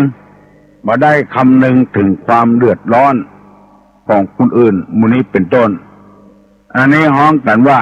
คือตัวแน่ถ้าบ้านใดมีคนจะอี้อยู่การประชุมการพัฒนาบ่ออกสปะสปืนจะแย่ไอ้อย่างบ่ลงเอยกันตัวคัดแย้งได้แล้วก็ต้องหาวิธีที่ดีกว่านี้เอาถึงคัดแย้งได้เพราะความขัดข้องเนี่ยเอาเป็นว่าดาราตัวแทนแง่นพอหน้าถ้ายกมือถือตัวแน่เนี่ยมันเกิดกับคนหมู่นั้นบ่มีสังฆะวัตถุสี่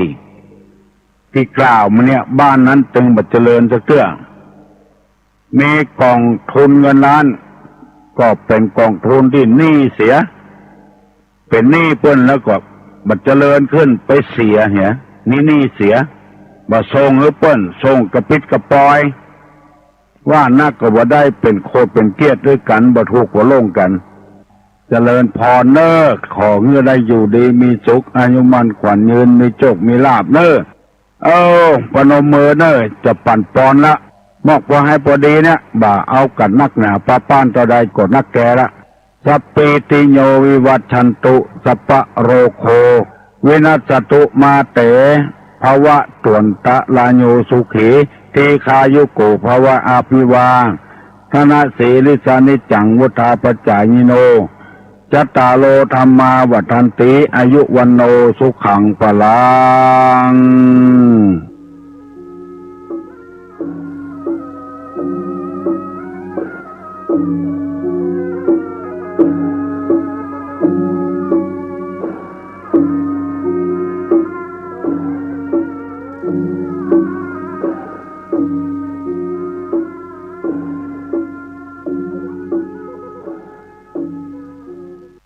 กฐินทานคือสังฆทานบุญทานยิ่งใหญ่1 เดือนท่านกำหนดไว้นับตั้งแต่วันออกพรรษาถึงขึ้น15 ค่ำเดือน 12สิ้นสุดเวลาเป็นการละทานล้ำค่าสืบทอดนานมาแต่ครั้งพุทธกาลขอเชิญชาวพุทธร่วมใจกันทำบุญทอดกฐินบำรุงพระสงฆ์ผู้ทรงศีลทำรงพุทธศาสตร์ยืนนานล้อมรวมศรัทธาเพิ่มพูนกุศลบุญทานต่อยอดประเพณียาวนานทอดกฐินทานตามกาลเวลาสร้างมนุษย์สมบัติสวรรค์สมบัตินิพพานสมบัติเพิ่มพูนศรัทธาปัญญาขจัดความตระหนี่ห่างไกลชีวา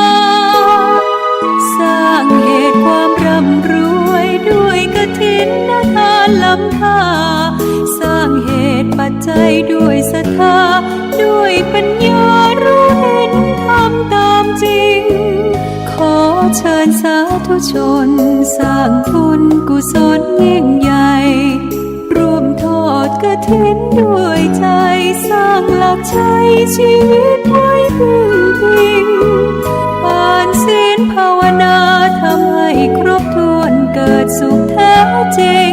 เพิ่มบุญกุศลสูงยิ่งบุญทอดกฐินทาน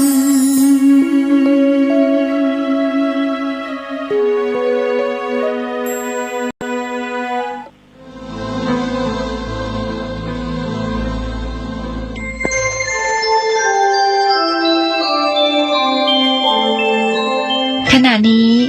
ท่านกำลังฟังสถานีวิทยุกระจายเสียง FM 104.5 เมกะเฮิรตซ์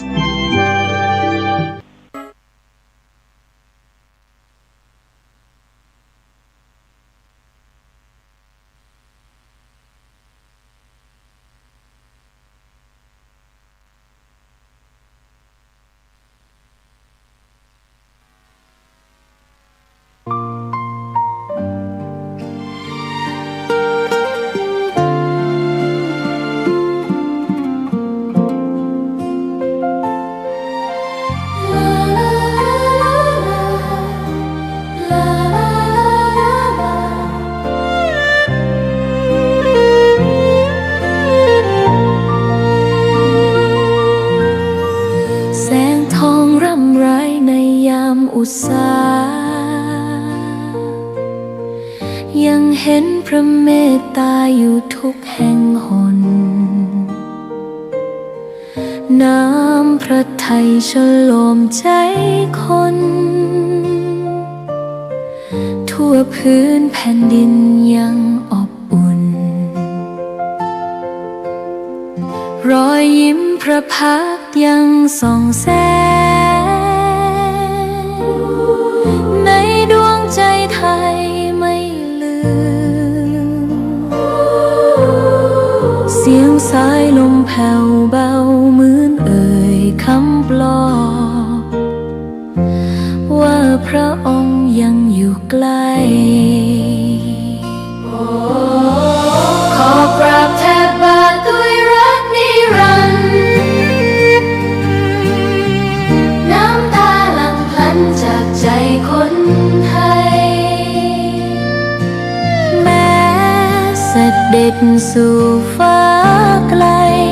แต่พระหฤทัยอยู่ในแผ่นดินนี้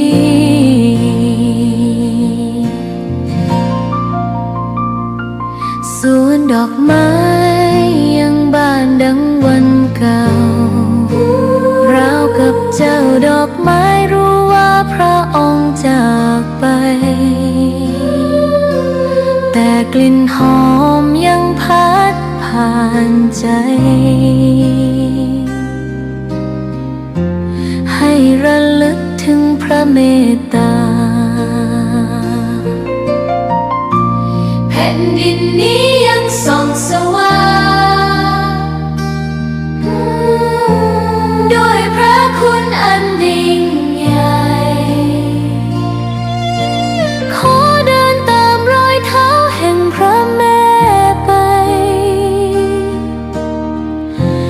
ด้วยศรัทธาไม่เสื่อมคลายขอกราบแทบบาทด้วยรักนิรันดร์น้ำตาหลั่งพลันจากใจคนไทย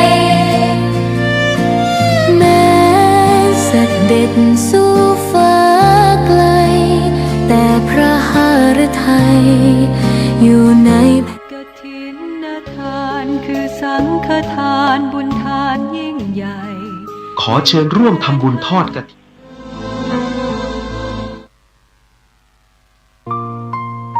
อยู่ในแผ่นดินนี้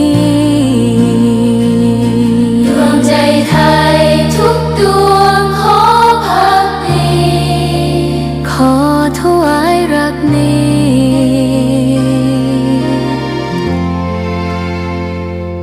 นิรันดร์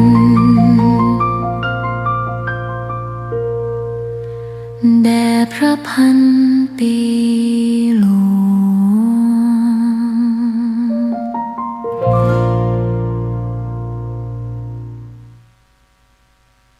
กฐินทานคือสังฆทานบุญทานยิ่งใหญ่1 เดือนท่านกำหนดไว้นับตั้งแต่วันออกพรรษาถึงขึ้น15 ค่ำเดือน 12สิ้นสุดเวลาเป็นการละทานล้ำค่าสืบทอดนานมาแต่ครั้งพุทธกาลขอเชิญชาวพุทธร่วมใจกันทำบุญทอดกฐินบำรุงพระสงฆ์ผู้ทรงศีลทำรงพุทธศาสตร์ยืนนานล้อมรวมศรัทธาเพิ่มพูนกุศลบุญทานต่อยอดประเพณียาวนานทอดกฐินทานตามกาลเวลาสร้างมนุษย์สมบัติสวรรค์สมบัตินิพพานสมบัติเพิ่มพูนศรัทธาปัญญาขจัดความตระหนี่ห่างไกลชีวาสร้างเหตุความร่ำรวยด้วยกฐินทานล้ำค่าสร้างเหตุปัจจัยด้วยศรัทธาด้วยปัญญารู้เห็นทำตามจริงขอเชิญสาธุชนสร้างบุญกุศลยิ่งใหญ่ร่วมทอดก กฐินด้วยใจสร้างหลักใช้ชีวิตไว้พึ่งพิงทานศีลภาวนาทำให้ครบถ้วนเกิดสุขแท้จริงเพิ่มบุญกุศลสูงยิ่งบุญทอดกฐินทาน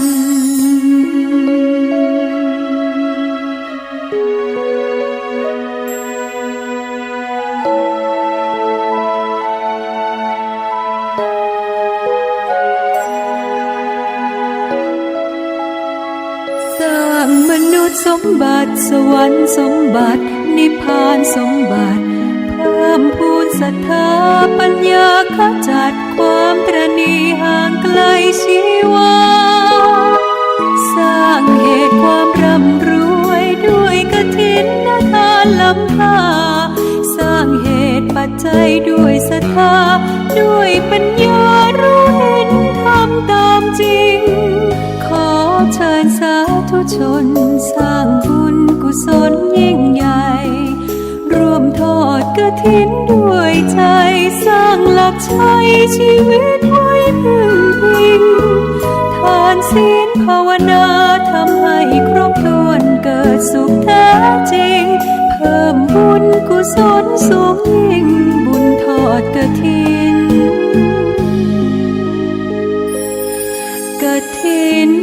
ทาน ข่าวสารเพื่อการประชาสัมพันธ์ขอเชิญชวนผู้ใจบุญใจกุศลร่วมทำบุญทอดผ้าป่าสามัคคีประจำปีพุทธศักราช 2568 เพื่อบูรณะวิหารปูพื้นกระเบื้องไวนิลตารางเมตรละ699 บาทจำนวน150ตารางเมตรทำโครงเหล็กป้องกันนกรอบวิหารราดพื้นเททรายล้างหน้าวิหารราวบันไดเหล็กสแตนเลสทาสีรอบวิหารเปลี่ยนระบบไฟฟ้าปรับปรุงทัศนียภาพวิหารบูรณะปฏิสังขรณ์ถาวรวัตถุภายในวัดทอดถวายณวัดดอนตันตำบลเหมืองแก้วอำเภอแม่ริมจังหวัดเชียงใหม่ตรงกับวันเสาร์ที่1พฤศจิกายนพุทธศักราช 2568 ช่วงเช้า 9:39 นาทีเป็นต้นไปก็ขอเชิญชวนศรัทธานักศีลนักบุญทั้งหลายร่วมงานบุญทอดผ้าป่าสามัคคีครั้งนี้เพื่อบูรณะวิหารปูพื้นกระเบื้องไวนิลรวมไปถึงทำโครงเหล็กป้องกันนกรอบวิหารราดพื้นเททรายร้างหน้าวิหารราวบันไดเหล็กสแตนเลสทาสีรอบวิหารเปลี่ยนระบบไฟฟ้าปรับปรุงทัศนียภาพวิหารบูรณะปฏิสังขรณ์ถาวรวัตถุภายในวัดดอนตันตำบลเหมืองแก้วอำเภอแม่ริมจังหวัดเชียงใหม่เสาร์ที่1พฤศจิกายน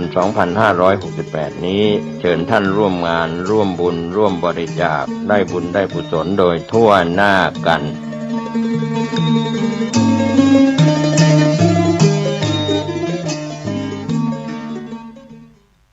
กฐินทานคือสังฆทานบุญทานยิ่งใหญ่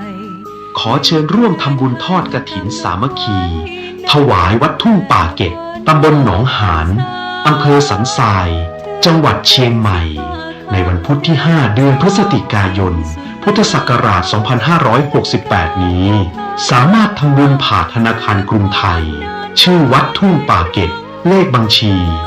375-074-7407 หรือสอบถามที่เจ้าอาวาส 063-163-9950 ปัจจัยทั้งหมดเพื่อสมทบทุนซื้อที่ดินหน้าวัดที่ยังค้างอยู่ 900,000 บาทถ้วนเพื่อเป็นพุทธบูชาให้ทานที่ดินจะได้ความมั่นคงตลอดกาล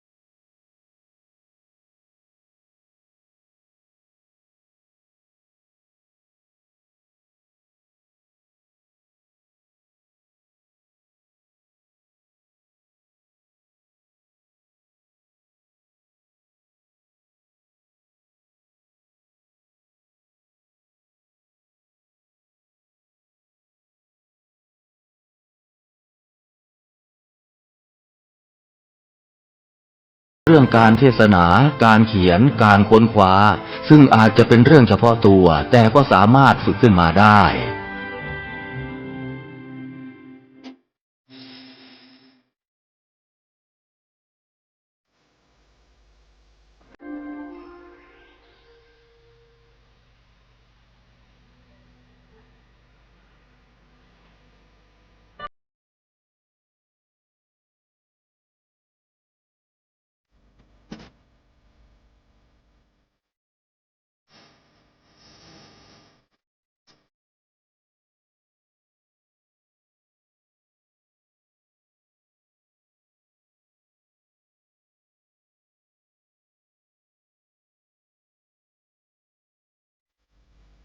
งานเผยแผ่เป็นหัวใจสำคัญของพระพุทธศาสนา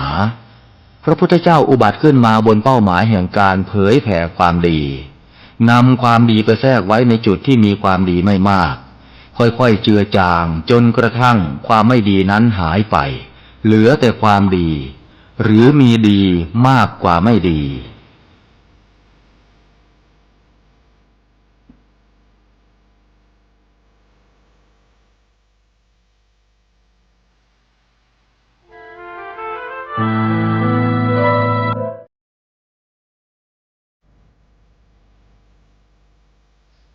นักเผยแผ่จึงเปรียบเสมือนหมอที่วินิจฉัยโรคแล้วค่อยๆทดลองยาเมื่อเห็นว่าให้ยาถูกโรคก็คอยดูแลไม่ให้เกิดโรคแทรกซ้อนตามขึ้นมาอีกหมอต้องไวต่อการเรียนรู้เรื่องโรคและวิธีรักษาโรคฉันใดพระสงฆ์ซึ่งเป็นเสมือนจิตแพทย์ของสังคมก็ไวต่อการเปลี่ยนแปลงของโลกและวิธีบำบัดโรคที่มากับโลกฉันนั้น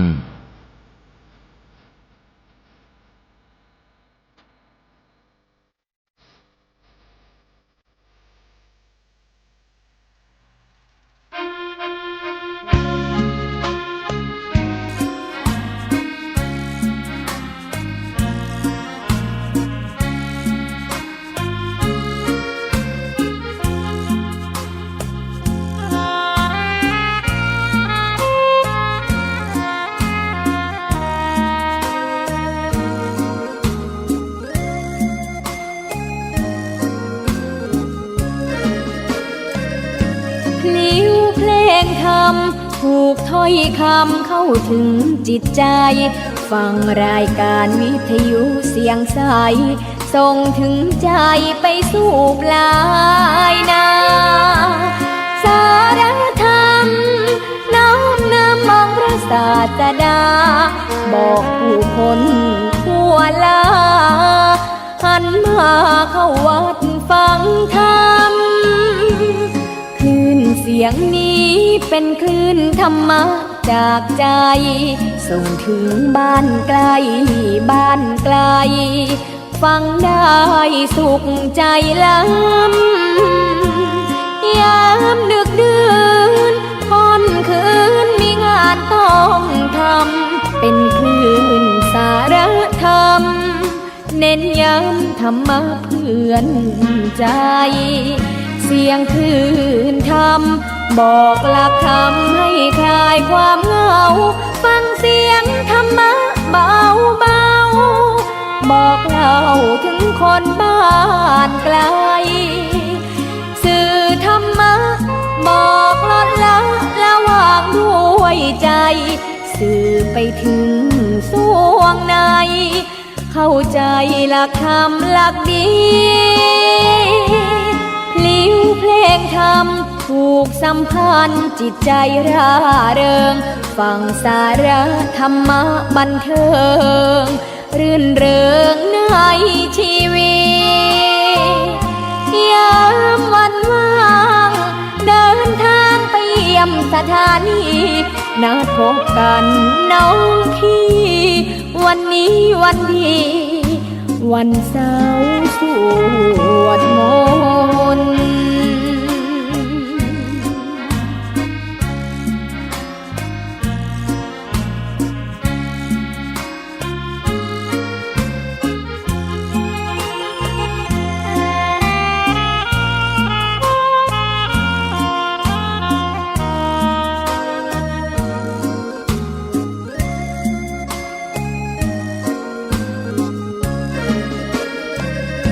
สียงคลื่